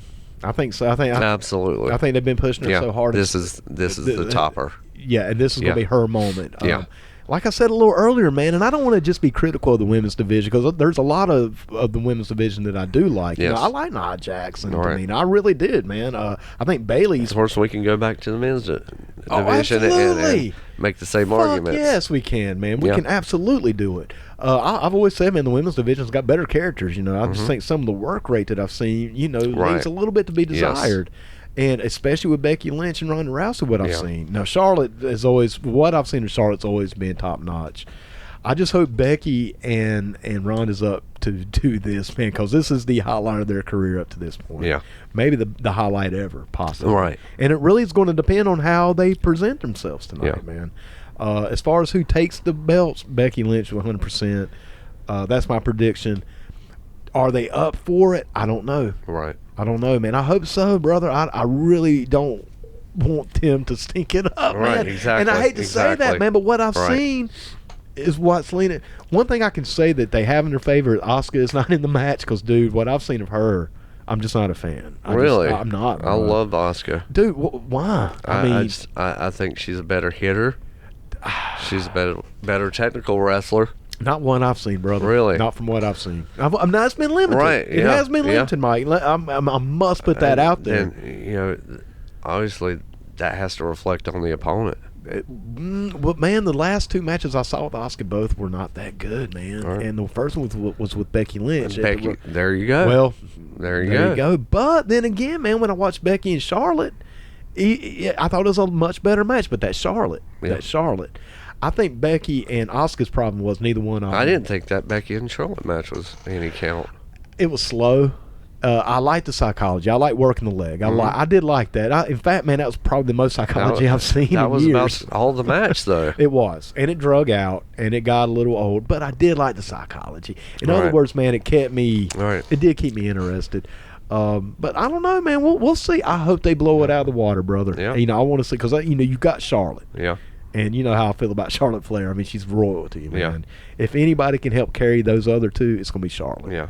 I think it's important to note also that Ronda Rousey will be coming out to Joan Jett playing live. That's right, man. Joan Jett will. Theme song. That's right. That's cool. I like Joan Jett. Yeah, I like Joan Jett. We'll see. We'll see how it goes. She might look like Alice Cooper when she comes out there. Who should be in the celebrity wing? If you got to have a celebrity wing, then Alice Cooper.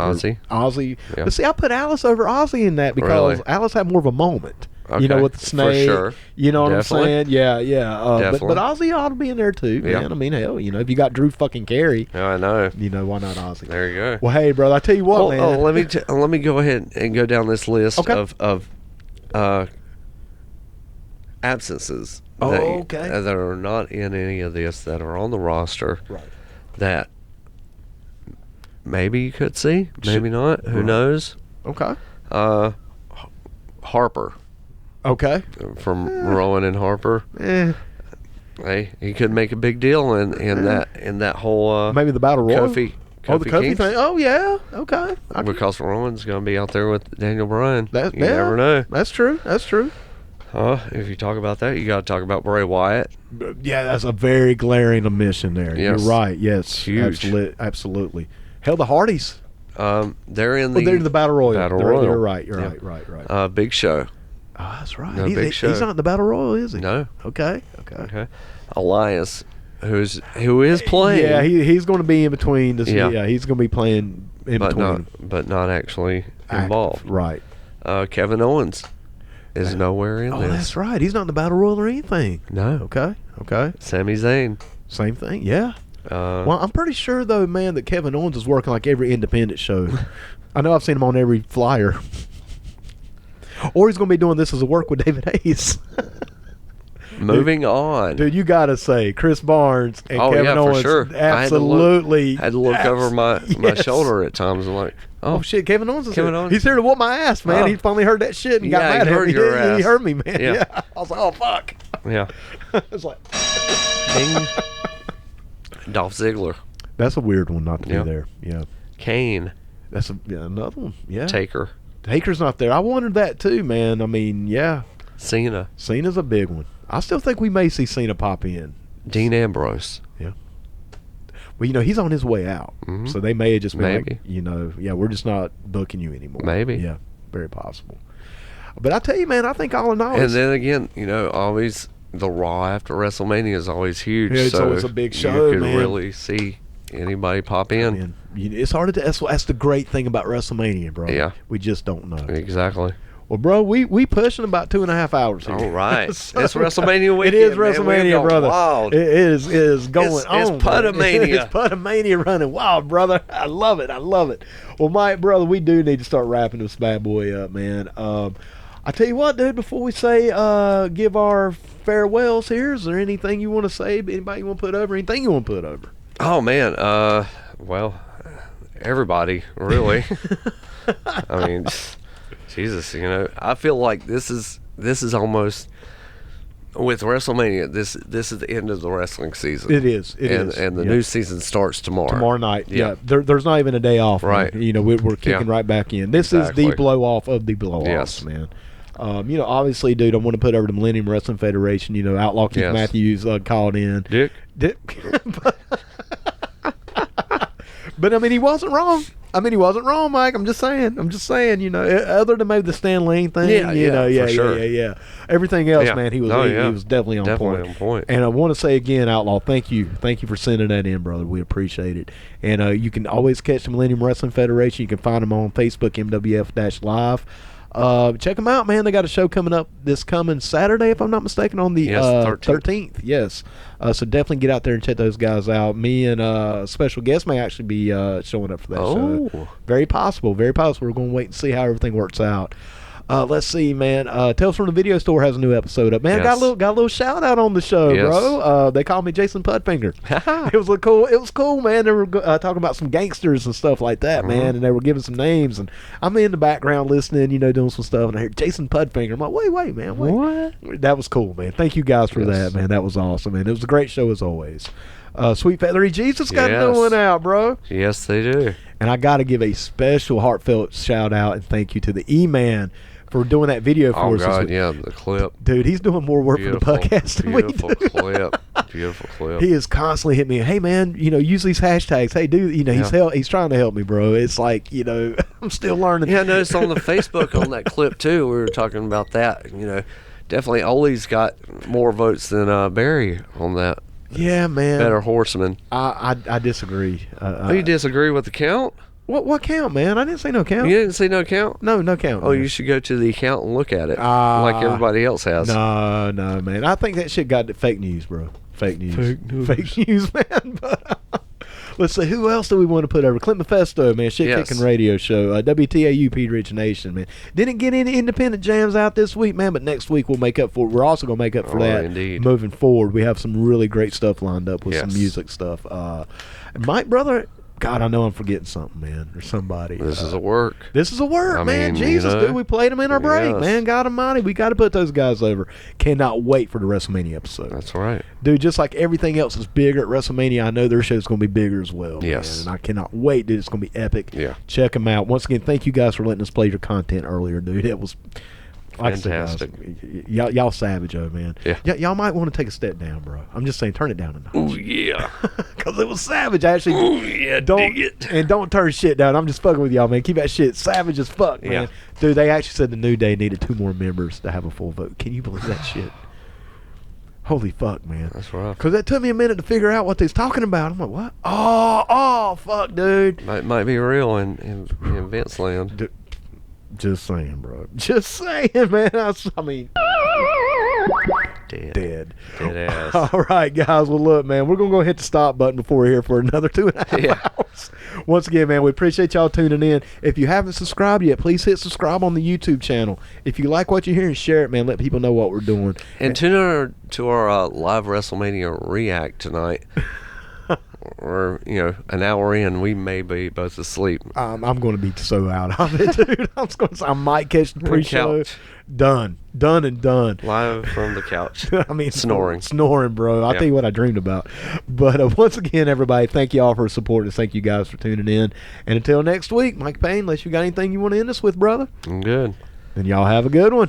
Dig it. Dick. And not only that, David, I understand we're right at the end of our program. No, we have got to go. This has been a great event. There's some people out there that hate us for this.